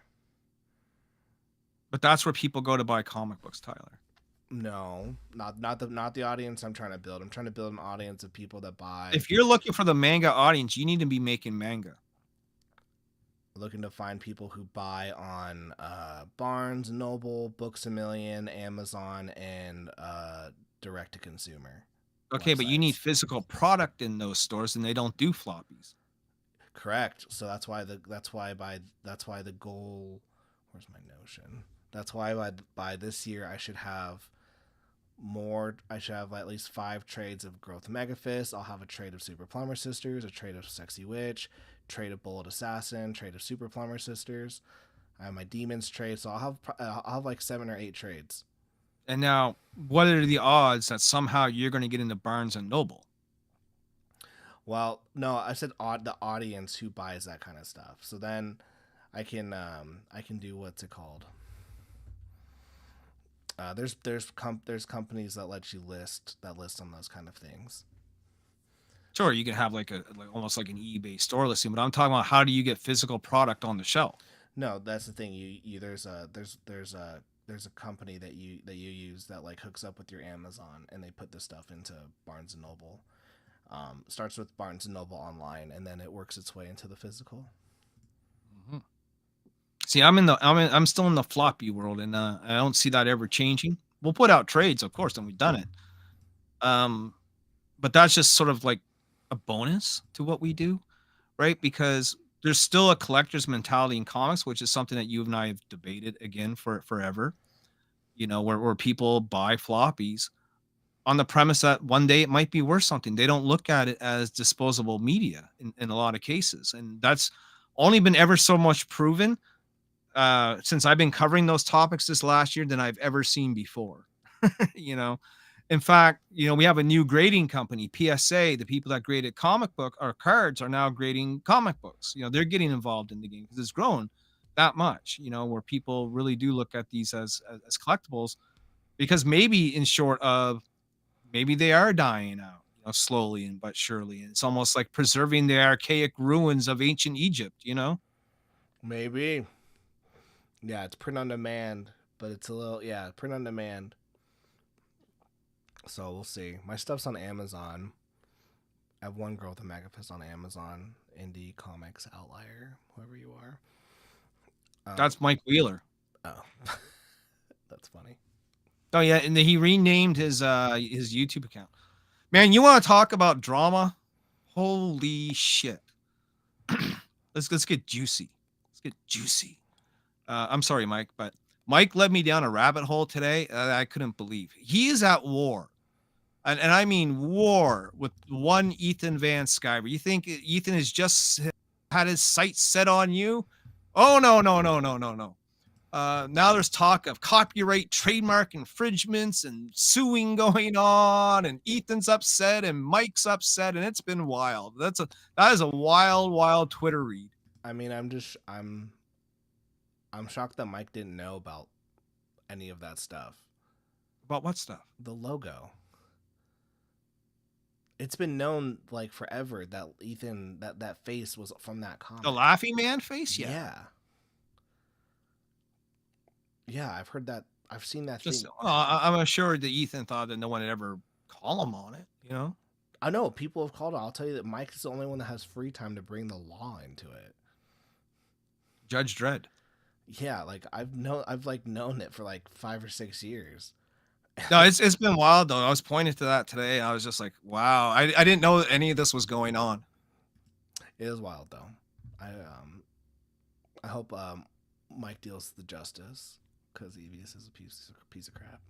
See, does that go back to your initial statement of like you don't make friends in 2024? You're the enemies of your enemies because now you have an ally, sort of speech. I just don't like EVS. Yeah, because he picked on you, Tyler. I think he's I think he is I think he's like one of the worst aspects of comics. Not because he picked on me. I think he's like literally is like. You're saying you're not just a little bit biased on this assessment? I think he's done more harm to like the indie community than like most people have. But he's not really the indie community. He's not what we do, Tyler, and you know this. He's a thing all of his own, just like Lady Death is pretty much a thing all of its own, Yeah, but he brings in a big enough draw that like the fact that he has to constantly fight with Iconic and Rippaverse, I mean, I just think it's very sad. And there's a lot of history there, though, dude. There's a lot of ins and outs, and I know you love to believe everything your friends say, but chances are there's probably some truth in what EVS says too, and somewhere in the middle is what happened, And so both sides have it'd be like me and you fighting for years now, right? We can go back to things that we said 4 or 5 years ago, and it could be completely different by the time we get there from what actually happened. You know what I mean? I still think he's a piece of crap. Okay. I mean, I'm not saying he is or isn't. I don't have a personal war with EVS. I do like to make fun of him sometimes just because it amuses me. He's all right. He came on my channel once like 2 years ago. I thought that was weird. Yeah, he was on mine a couple of times. He does lurk. He does lurk. I'm telling you right now, he lurks. I can tell you, he's used a lot of my talking points from my show. I'm like, gee, I wonder where he fucking heard that one. You know what I mean? Like, he's watching right now. He probably is. Hi, Ethan. Ethan, dry your book, man. Get it out. Make some more money. All right, Larry. Good chatting with you. Mm-hmm. You have a good Christmas. You too. Yeah. Buy books. Buy books. Buy my book. Buy Larry's book on his eBay. Buy my book. All right. See you, man.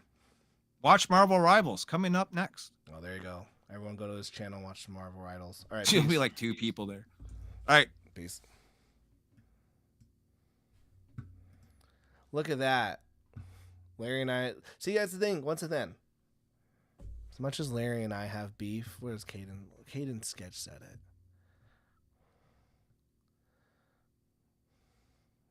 Where's Caden?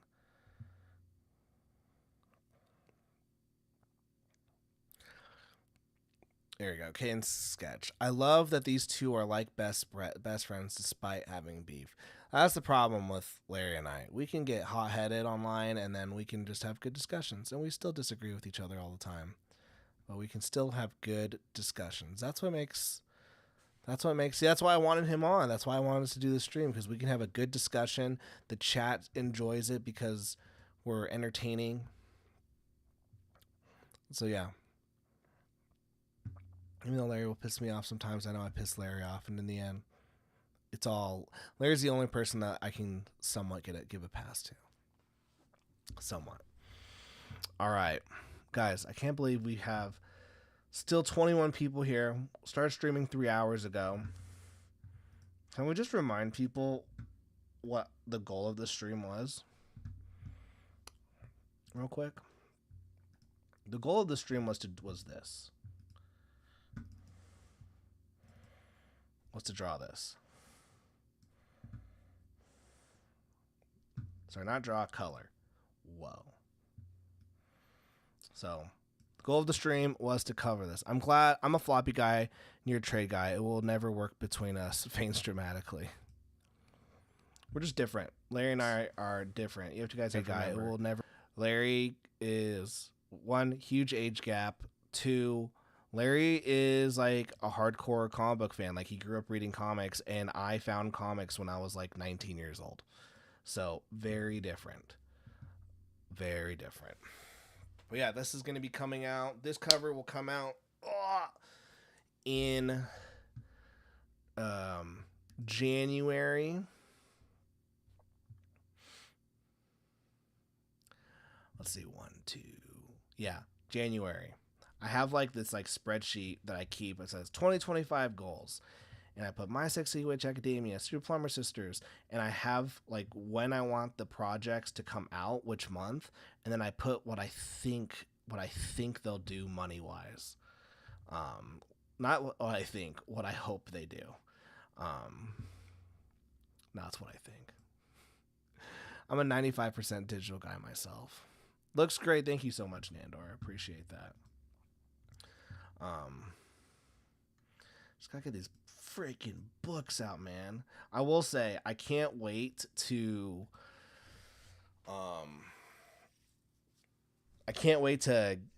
it's gonna get to a point, I don't know if it's this year, but probably next year. Sorry, not 2025, but maybe 2026.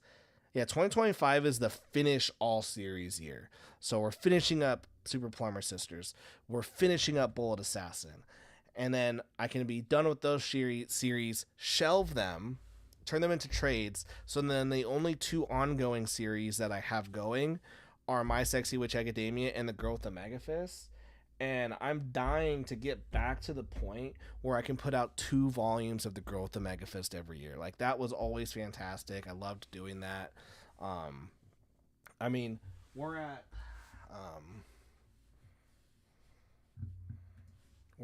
what, 4? We're at 4 volumes right now. Wow, these are not in order. We're at 4 volumes right now, and the story is at least 16 volumes. So we have a ways to go. We have a ways to go. So if I can, it's one of those things where it's like, one, we can always end the story at some point if I need to. But, you know, let's see.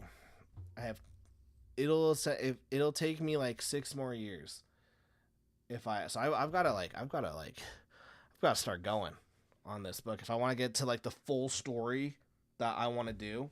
If I want to get to the full story that I want to do, I need to start getting 2 volumes out a year. But I have a backup, you know. Worst case scenario, I only do 12 or 10 volumes. We'll see.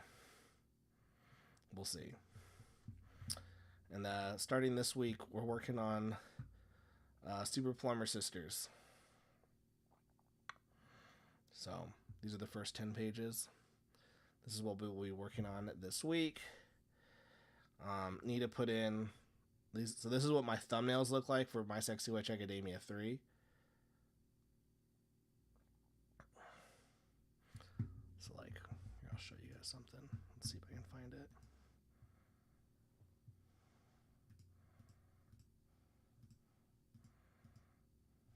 Yeah, so like this is what I'll do is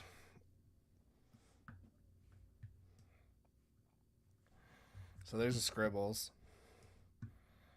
and then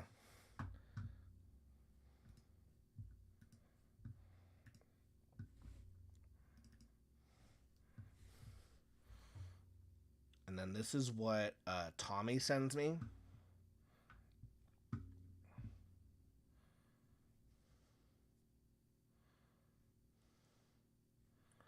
And then what I'll do, because I thumbnail everything. So here's what I sent it. This is what I had, and then this is what he sent. So then what I do is I copy and paste this, bring it over here, resize it.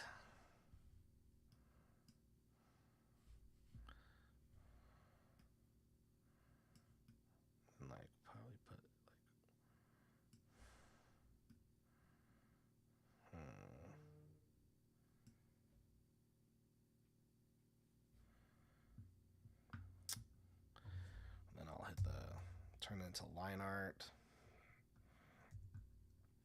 Go in, and the nice thing is I can draw over his art, so then I'll come in here.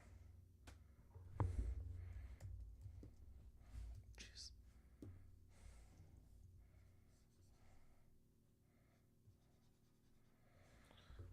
Come in right there.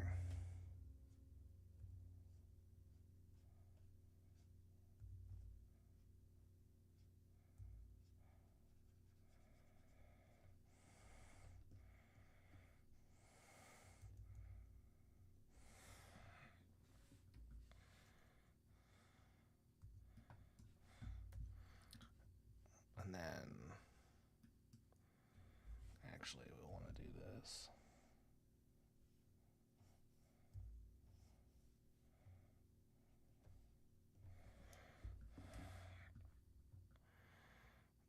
Nice, and then like we'll just put in like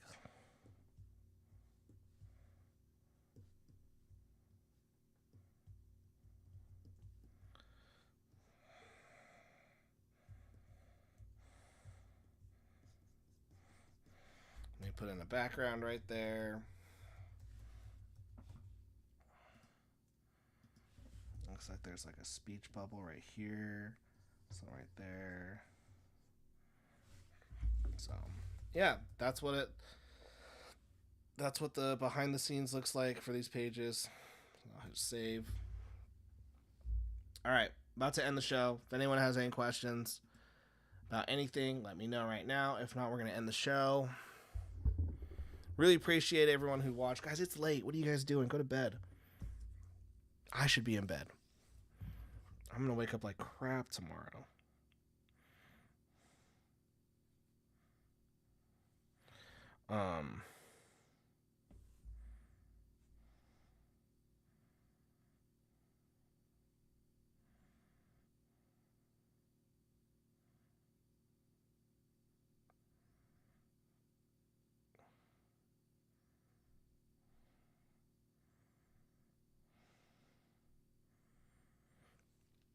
pineapple pizza and good morning. I don't like pineapple pizza. You know what? So this is how I like to eat my pineapple pizza. I take the pineapple off, but then I eat it because I still get the pineapple like flavoring without the pineapple. If that makes sense. Is that a thing? Do people do that? All right, let's go. Let's find a good like outro music.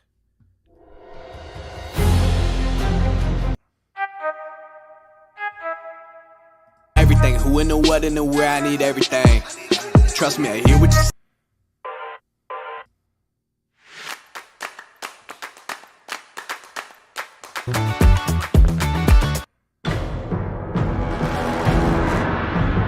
I like this one. This one?